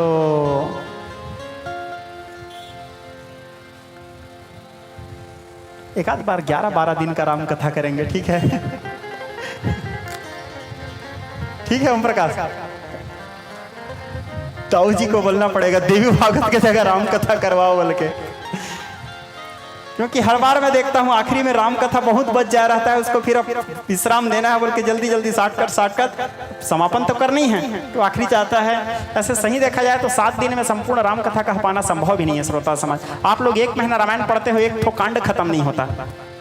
नहीं, यहाँ 7 दिन में पूरा रामायण खत्म करना रहता है। रामचरितमानस के एक एक प्रसंग ऐसे हैं, हमारे पूज्य पिताजी जब वर्णन करते थे, श्रोता समाज, एक एक प्रसंग 7-7 दिन का विषय है। एक अहल्या टॉपिक उठा दिया तो अहल्या टॉपिक 7 दिन लगेगा। एक जटायु उठा लिया तो जटायु 7 दिन लगेगा। एक गिद्ध उठा दिए, एक संपाति उठा दिया तो संपाति के विषय में, एक रावण उठा दिया तो रावण ही 7 दिन चलेगा। एक दशरथ उठा दिया तो दशरथ ही 7 दिन चलेगा। और 100 बात का एक बात, राम अनंत अनंत गुण, राम भी अनंत है और उसके कथा जथा अनंत राम भगवाना तथा कथा कीर्ति गुण नाना। जैसे राम अनंत है वैसे उनकी कथा अनंत है, उनके महिमा अनंत है। सतिगिरे से आत कज्जलम सिंधु पात्रे सुरतरुवर शाखा लेखनी पत्र मोर्वे लिखित गृहीत्वा शारदा सर्वकालम तदपितम गुणानमीशम पारम नहीं आती। यो अनंतस्य गुणानंतानुग्रह सतो बाल बुद्धि रजांसि भूमि गणित कथंचित काले ने नेवाह किल शक्ति धामना यतो वाचो प्रवर्तन्ते अप्राप्य मनसाशः। मानस कहता है न इति जहि वेद विरूपा चिदानंद निरूपादि स्वरूपा। उपाधि से रहित हैं वो भगवान। कौन? उस मन अनुमान निगम असगावा। आगम और निगम ने अनुमान लगा के गान क्या है तो तुक्ष मैं है। तुलसीदास जी आखिरी में बोले हैं मौसम कौन कुटिल खल कामी। सोचो आपको कोई आदमी अरे कामी बोल देगा आप गुस्से में आ जाओगे। अरे कुटिल ऐसे बोल देने से आप गुस्सा में आ जाओगे। बोले मेरे को कुटिल बोला महाराज बोल के। तुलसीदास जी बोल रहे हैं मौसम कौन कुटिल खल कामी। गोस्वामी जी कह रहे हैं सोचो जब भगवान के कथा वर्णन करना है तो अपने आप को पहले शंकर जी राम कथा कहने से पहले क्या बोले?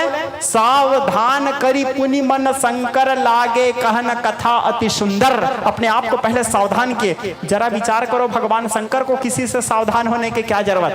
शंकर जी से सब सावधान रहते हैं भैया। एक बार कहीं वो पैर पटक दे तो फिर धड़क धड़क धड़क धड़क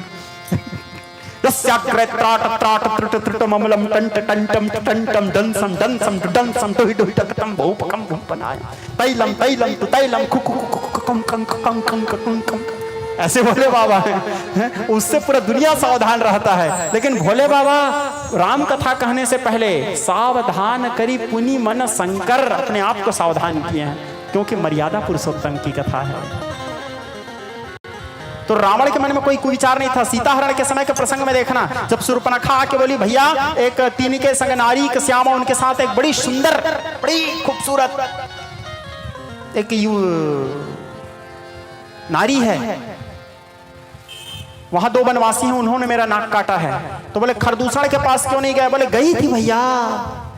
तो क्या खरदूषण तुम्हारे सहायता नहीं किए? शूर्पणखा कहती है खरदूषण मेरे सहायता करने के लिए आया। पूरे सेना को एक ही बाण में मार दिया वो वनवासी। जैसे रावण सुना एक ही बाण में मार दिया रावण का कुर्सी हिल गया। सुनते ही रावण उसी समय मन में विचार करता है आहा भोले बाबा का चेला था।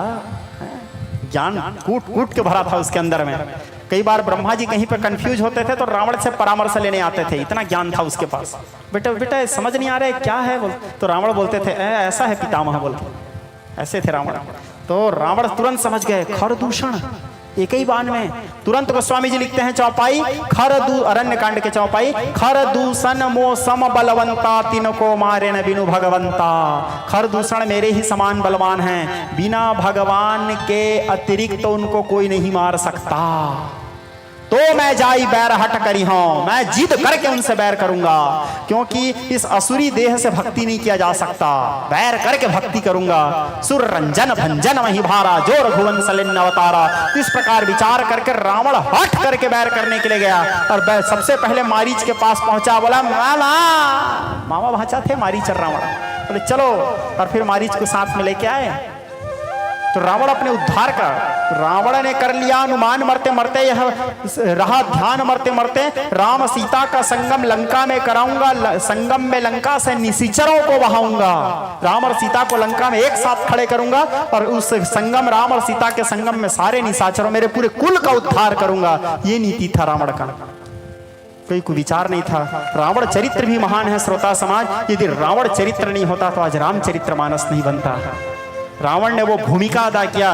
ब्रह्म को जन्म लेने के लिए विवश कर दिया। तुझे आना पड़ेगा मेरे लिए आना पड़ेगा और मैं नहीं जाऊंगा तेरे पास। तुझे चल के मेरे पास आना पड़ेगा। तेरा नाम भी मेरे ऊपर आधारित रहेगा। रा यानी रावण म यानी मरण। राम मेरे नाम से आना पड़ेगा।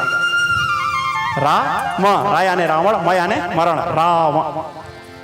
राम मेरे लिए आना पड़ेगा। तो हमारे प्रसंग में आई है। इसीलिए रावण बोलता था एक बार बिलोक मम ओरा। एक बार मेरे ऊपर दृष्टिपात कर दो जननी। क्योंकि यहाँ गंगा जी वरदान दी थी लोक पलोक बिलोक ततोरे। एक बार तुम जिसको देख लिए सीता उसका परम कल्याण हो जाएगा। माँ गंगा से वरदान लेकर के सीता जी और राम जी भरद्वाज जी के आश्रम पहुंचे। भरद्वाज जी के आश्रम में भरद्वाज जी सबसे पहले वनवास काल में राम जी किससे मिले हैं? भरद्वाज जी से मिले। ऋषियों में सबसे पहले भरद्वाज जी के आश्रम में निवास के कंदमूल फल खाया भगवान। कुछ देर वहां ठहरे और ठहरने के बाद अब इधर सचिव सुमंत साथ में आए थे तो सुमंत जी को वापस अयोध्या भेजे। सुमंत जी तो जाने की इच्छा में नहीं थे लेकिन जिद करके राम जी उसको भेजे। तो सुमंत उधर अयोध्या के लिए प्रस्थान के उधर जा रहे हैं। अभी पहुंचे नहीं है। जा रहे हैं। अब इधर राम जी भरद्वाज जी के आश्रम में निवास किए। निवास करने के बाद फिर भरद्वाज जी से बोले अब मैं ज़्यादा देर यहाँ नहीं ठहर सकता भरद्वाज जी, मुझे आगे जाने के आदेश दीजिए। भरद्वाज जी से विदा लेकर के अब रघुनाथ जी आगे वाल्मीकि जी के आश्रम की ओर प्रस्थान किए। जाते जाते जैसे वाल्मीकि जी के आश्रम पहुंचे, वाल्मीकि जी अपने आश्रम में राम लक्ष्मण सीता जी को देख के गदगद हो गए। प्रार्थना करते हुए कहते हैं, छंद में गोस्वामी जी लिखते हैं, श्रुति से तू बालक राम तुम जगदीश माया जानकी। श्रुति से तू बालक राम तुम जगदीश माया जानकी। श्रुति से तू बालक राम तुम जगदीश माया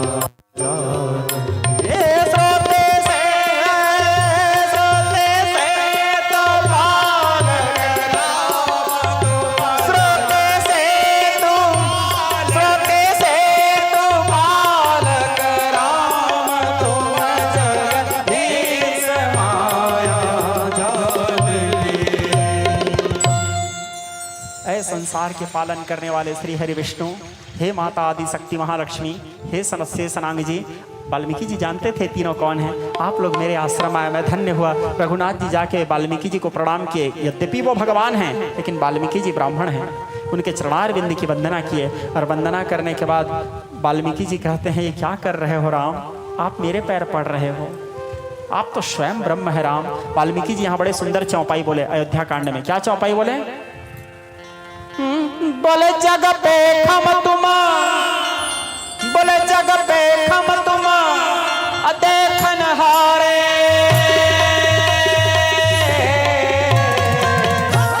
अब विधि हरि शंभु न चावन हारे, विधि हरि शंभु न चावन हारे, विधि हरि शंभु न चावन हारे। बोले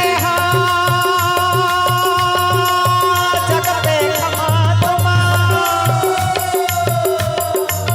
जग पे खमा तुम देखन हारे। विधि हरि शंभु न चावन हारे, विधि हरि शंभु न चावन हारे, विधि हरि शंभु न चावन हारे।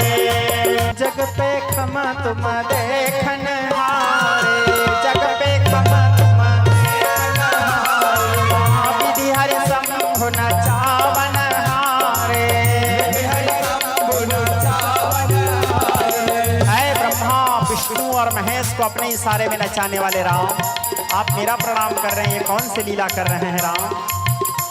मैं जान रहा हूँ राम, मनुष्य लीला है आपका, लेकिन भले मनुष्य लीला करो, लेकिन मैं तो जानता हूँ ना कि आप ब्रह्म हो।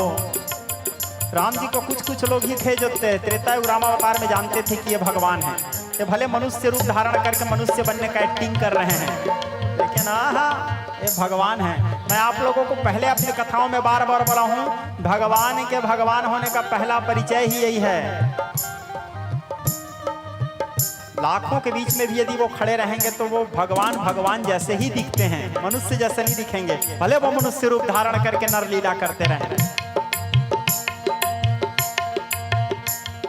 गोस्वामी जी लिख रहे हैं मानस में, पूर्ण काम राम सुख राशि, पूर्ण काम राम सुख राशि। मनुज चरित कर अजावे नासे, मनुज चरित कर अजावे, मनुज चरित कर अजावे नासे।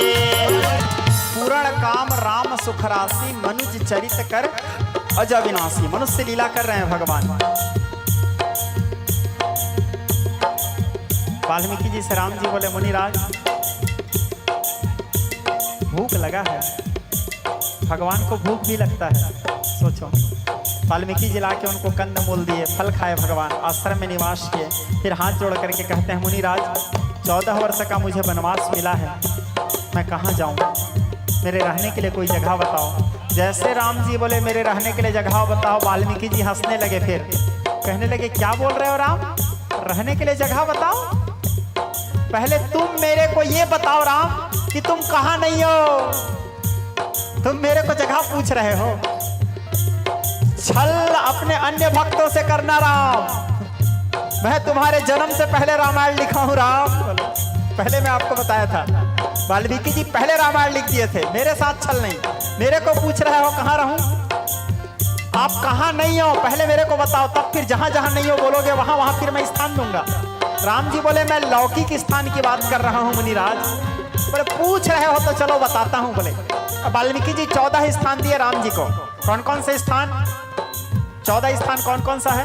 सब पहला स्थान जिनके श्रवण समुद्र समाना, जिनके श्रवण समुद्र समाना। सबसे पहले तुम कहाँ निवास करोगे राम जी को बोले वाल्मीकि जी।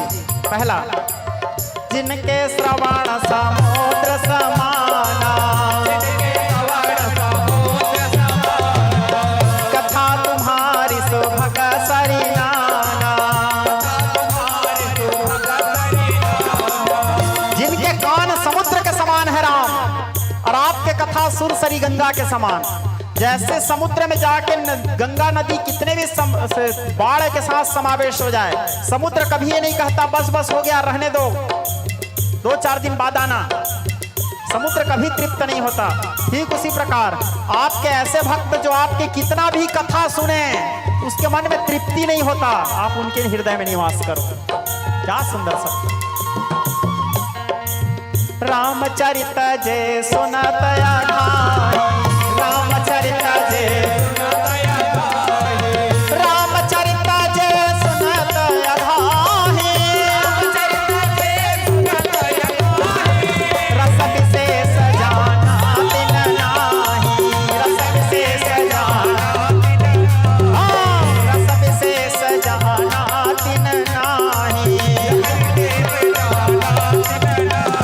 जो आपके कथा को सुनने के बाद तृप्त हो जाते हैं ना राम, वाल्मीकि जी कह रहे हैं आपके कथा सुनने के बाद जो व्यक्ति को ये लगता है आहा मजा आ गया कथा सुन, जो तृप्त हो गया, फिर समझ जाओ कि उसने आपके कथा को सुना ही नहीं।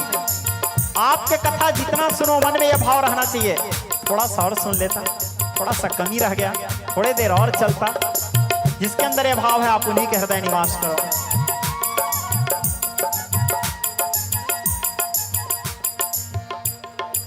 और कहे वाल्मीकि जी आखिरी में, बड़ा लंबा स्थान, बड़ा लंबा प्रकरण है मानस का, आखिरी को बताता हूं सीधा।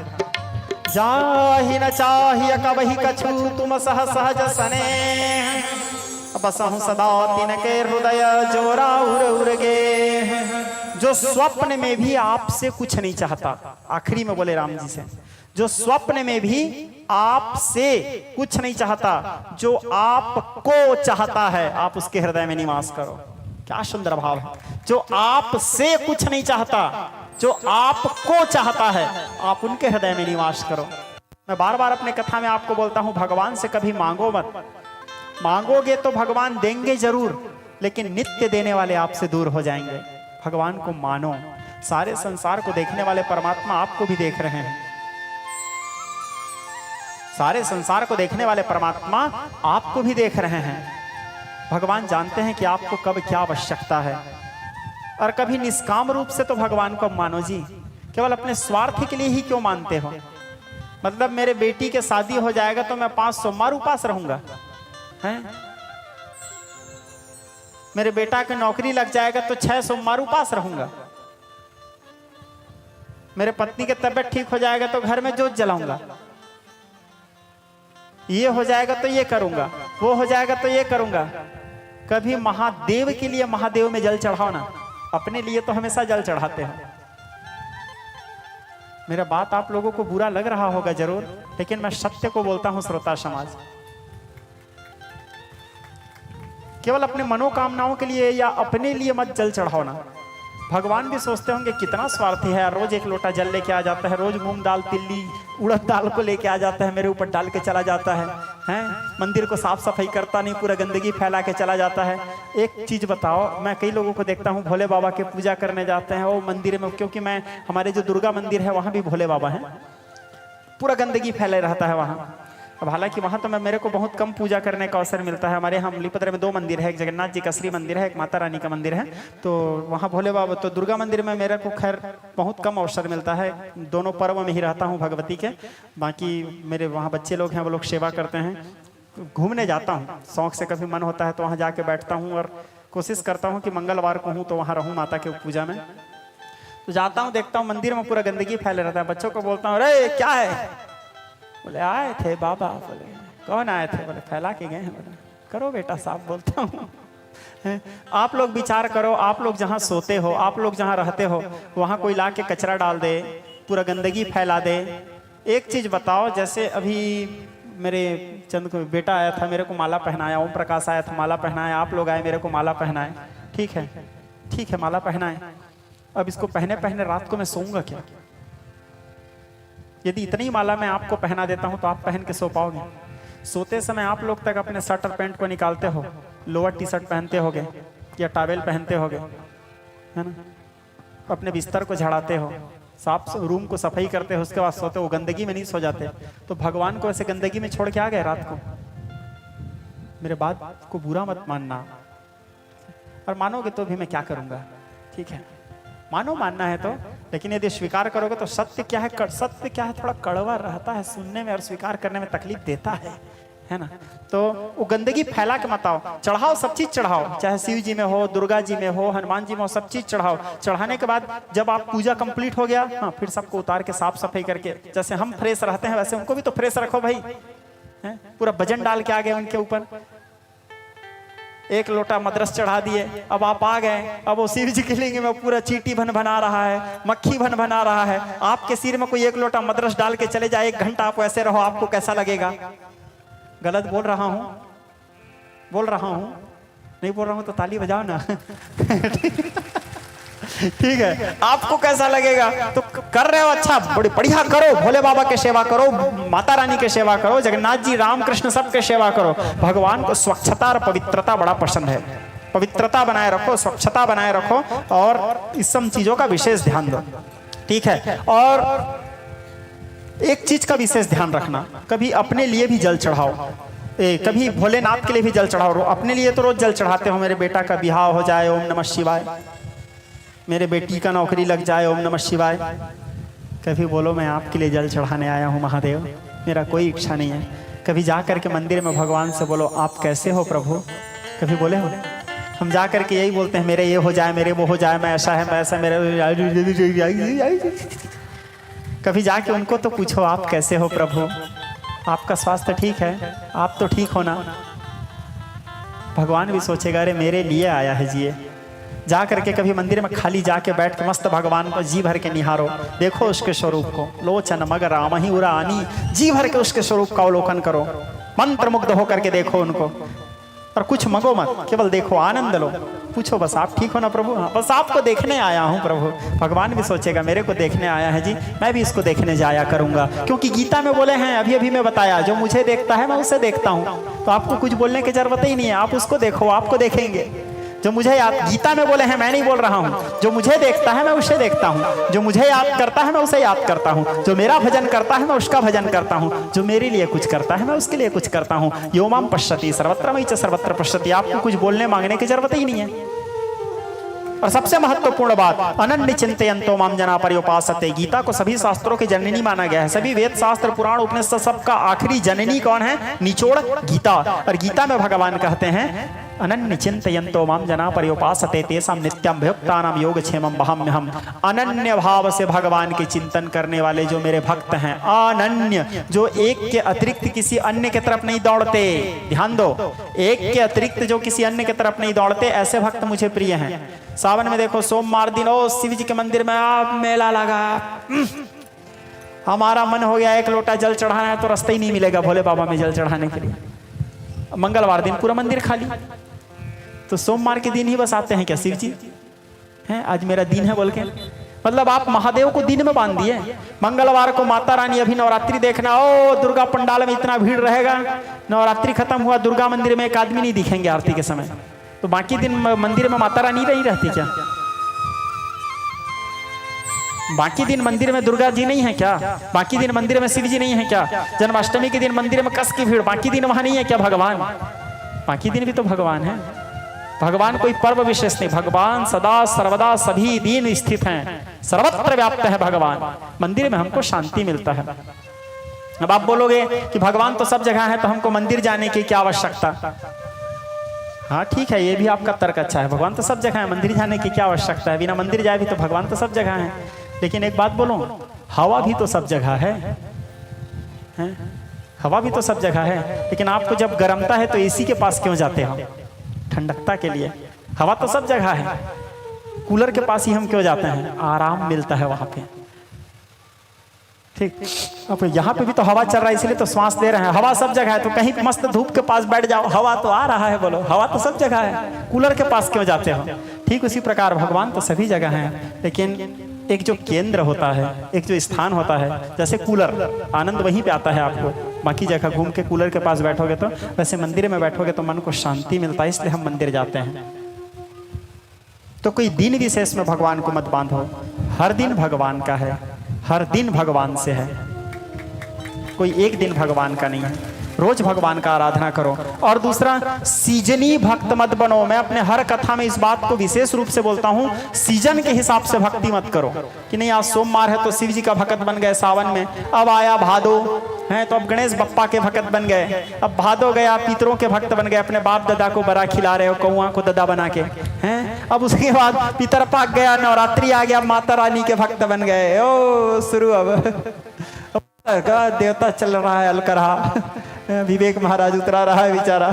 ठीक, अब नवरात्रि गया तो उसके बाद, अब नवरात्रि के बाद क्या आता है कि जो भी है तो दीपावली आया, दीपावली में लक्ष्मी माँ के भक्त बन गए, अब हरिशयन आया, कृष्ण जी के फिर भक्त बन गए, विष्णु जी के। तो ऐसे सीजन के हिसाब से भक्ति मत करो, एक ही का भक्ति करो। सम्मान सबका करो, आदर सबका करो, प्रेम सबसे करो, प्रसाद सबका खाओ, आदर सबका करो, प्रणाम भी सबका करो, लेकिन पागलपन, प्रेम, दीवानापन एक के लिए होना चाहिए। हर 15 दिन बाद आपके भक्ति नहीं बदलना चाहिए। आज देखें तो राम जी के पागल कल आए, गणेश जी के पागल परसों, और 2 दिन बाद और कोई नया देवता के चमत्कार सुने। अब हाँ, अभी खाटू श्याम ट्रेंड में चल रहे हैं, और खाटू श्याम के पीछे भक्ति। वो इतने दिन से वो जो दूसरा भक्ति चल रहा था वो छूट गया, खाटू श्याम के भक्ति। अब 2 दिन बाद देखे खाटू श्याम से ट्रेंड हट गया, साईं बाबा चल रहा है, अब तो साईं बाबा के भक्त बन गए। अब साईं बाबा से हटे, बोले अभी हाँ भैरव जी चल रहे हैं, तो भैरव जी के भक्त बन गए। अब भैरव जी छोड़ करके अभी क्या है, वहाँ शिव मंदिर में शिव जी का बड़ा चमत्कार चल रहा है, वो भोले बाबा के भक्त बन गए। बोले अभी यहाँ राम जी चल रहा है, राम अब ये बाबा मार्केट में चल रहे हैं, उसके भक्त, कभी वो बाबा आ गए उसके भक्त, कभी ये बाबा। काहे भटक रहे हो रे मूर्खों? भगवान बोल रहे हैं, अनन्य चिंतयन्तो माम जना पर्युपासते। अनन्य, उस एक के अतिरिक्त किसी अन्य का चिंतन नहीं। 10 के पीछे मत दौड़ो, एक। आपको वहां से कुछ मिल रहा है तो भी एक, आपको कुछ नहीं मिल रहा है तो भी एक, वो जो दे दे। कर्म के पुजारी कर्म चाहते हैं, धर्म के पुजारी धर्म चाहते हैं, ना खुशी चाहते हैं ना गम चाहते हैं, जो तुम चाहते हो हम वही चाहते हैं। बस यही भाव रखो। सम्मान सबका करो। मैं किसी के सम्मान करने के लिए मना नहीं कर रहा हूँ, कोई देवी देवता के प्रसाद मत खाओ नहीं बोल रहा हूँ। आप सबका सम्मान करो, सब संत महात्माओं का सम्मान करो, सब गुरुजनों का सम्मान करो, सभी देवी देवताओं का सम्मान करो, लेकिन पागलपन किसी एक के पीछे ही होना चाहिए। आपका पागलपन हर सीजन के हिसाब से नहीं बदलना जाना चाहिए, आपके स्वार्थ के हिसाब से नहीं बदलना चाहिए कि आपके मनोकामना पूरा नहीं हुआ तो हाँ यहाँ नहीं हो रहा है तो चलो वो देवता के पास चले जाते हैं, वो देवता के पास आपका मनोकामना पूरा नहीं हुआ है और दूसरे देवता के पास चले जाता है। ऐसे नहीं, भगवान भी बोलते हैं, निर्लज है जी, 10 जगह जाता है। एक ही आसियाने में अजमत है, एक बाहों के रहने में इज्जत है, एक ही आसियाने में सर झुक गया, दर बदर सर झुकाने से क्या फायदा। एक बार सिर यदि कहीं टिक गया तो टिक गया, और वो ये सिर का भी तो एक गरिमा होता है जी। 10 जगह टिकाते रहोगे, 10 जगह लंबा होकर सो रहे हो, एक बार कहीं सो गए तो सो गए, उसके अतिरिक्त दूसरा जगह सोएगा नहीं जी। आपको है ना, 10 जगह थोड़ी सोते रहोगे जी, एक ही जगह बस। अनन्य चिंतो, ऐसे मैं नहीं, कृष्ण जी बोल रहे हैं, अनन्य चिंतयन्तो माम जना पर्युपासते तेषां नित्यं भक्तानां योगक्षेमं वहाम्यहम्। अनन्य भाव से एक की चिंतन करो, उसके पीछे पागल हो, उसके पीछे अपने आप को फिर कुर्बान कर दो। ठीक है, सुन रहे हो कि समझ रहे हो? समझ रहे हो?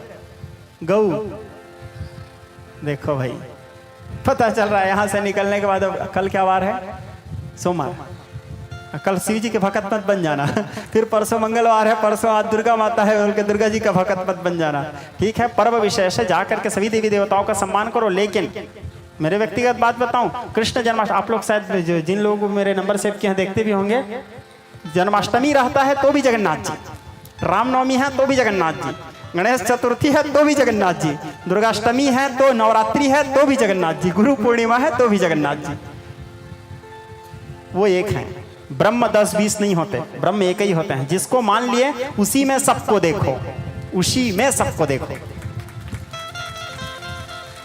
एक भरोसा, एक बल, एक आस विश्वास। भगवान भी बोलेंगे पागल है जी, मेरे छोड़ दूसरा जगह जाते ही नहीं है, मेरे को छोड़ ही नहीं रहा है, ऐसे पकड़ो।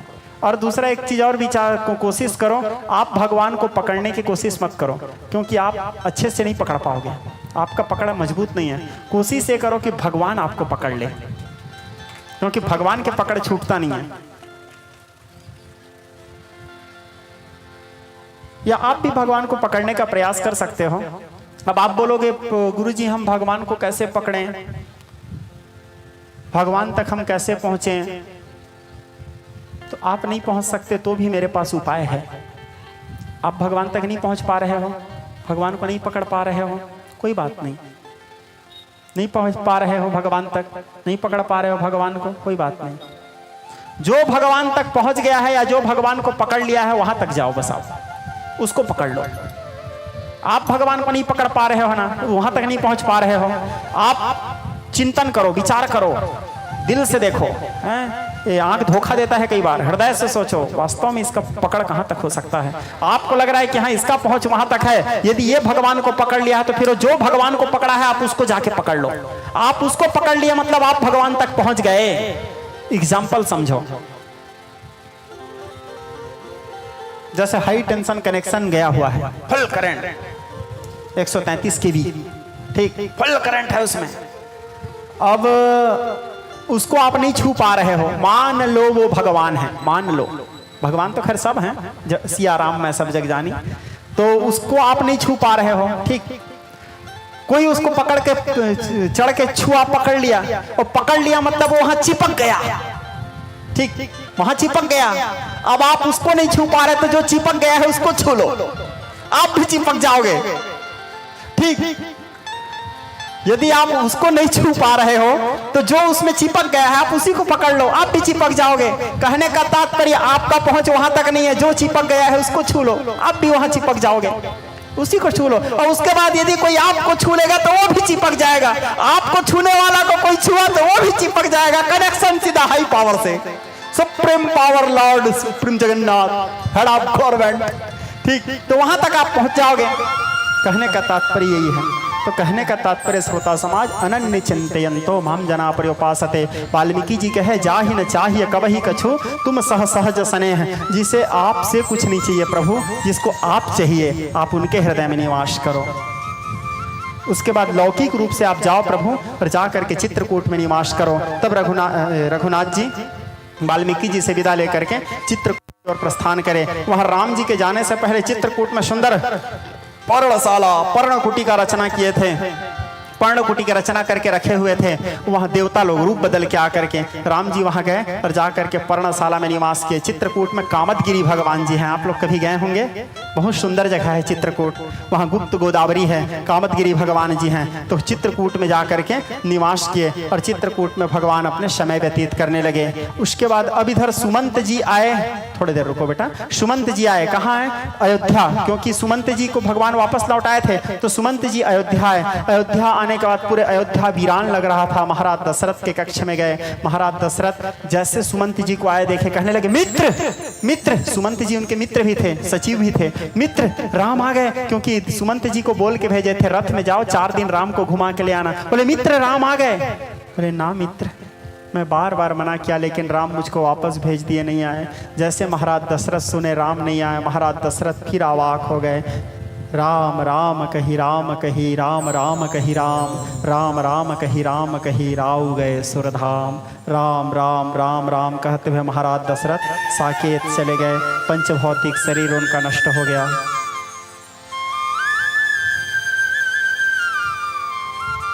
महाराज दशरथ के शरीर से प्राण निकला, साकेत प्रस्थान किया। पूरा अयोध्या अंधकार हो गया महाराज दशरथ के मरण से। राम के वियोग जियन मरण फल दशरथ पावा। क्या सौभाग्य महाराज दशरथ का, जब तक जीते रहे राम को निहारते रहे। जिस दिन देव शंभो स्नेही स्वजन, आज कथा का विश्राम यहीं पर लिया जा रहा है।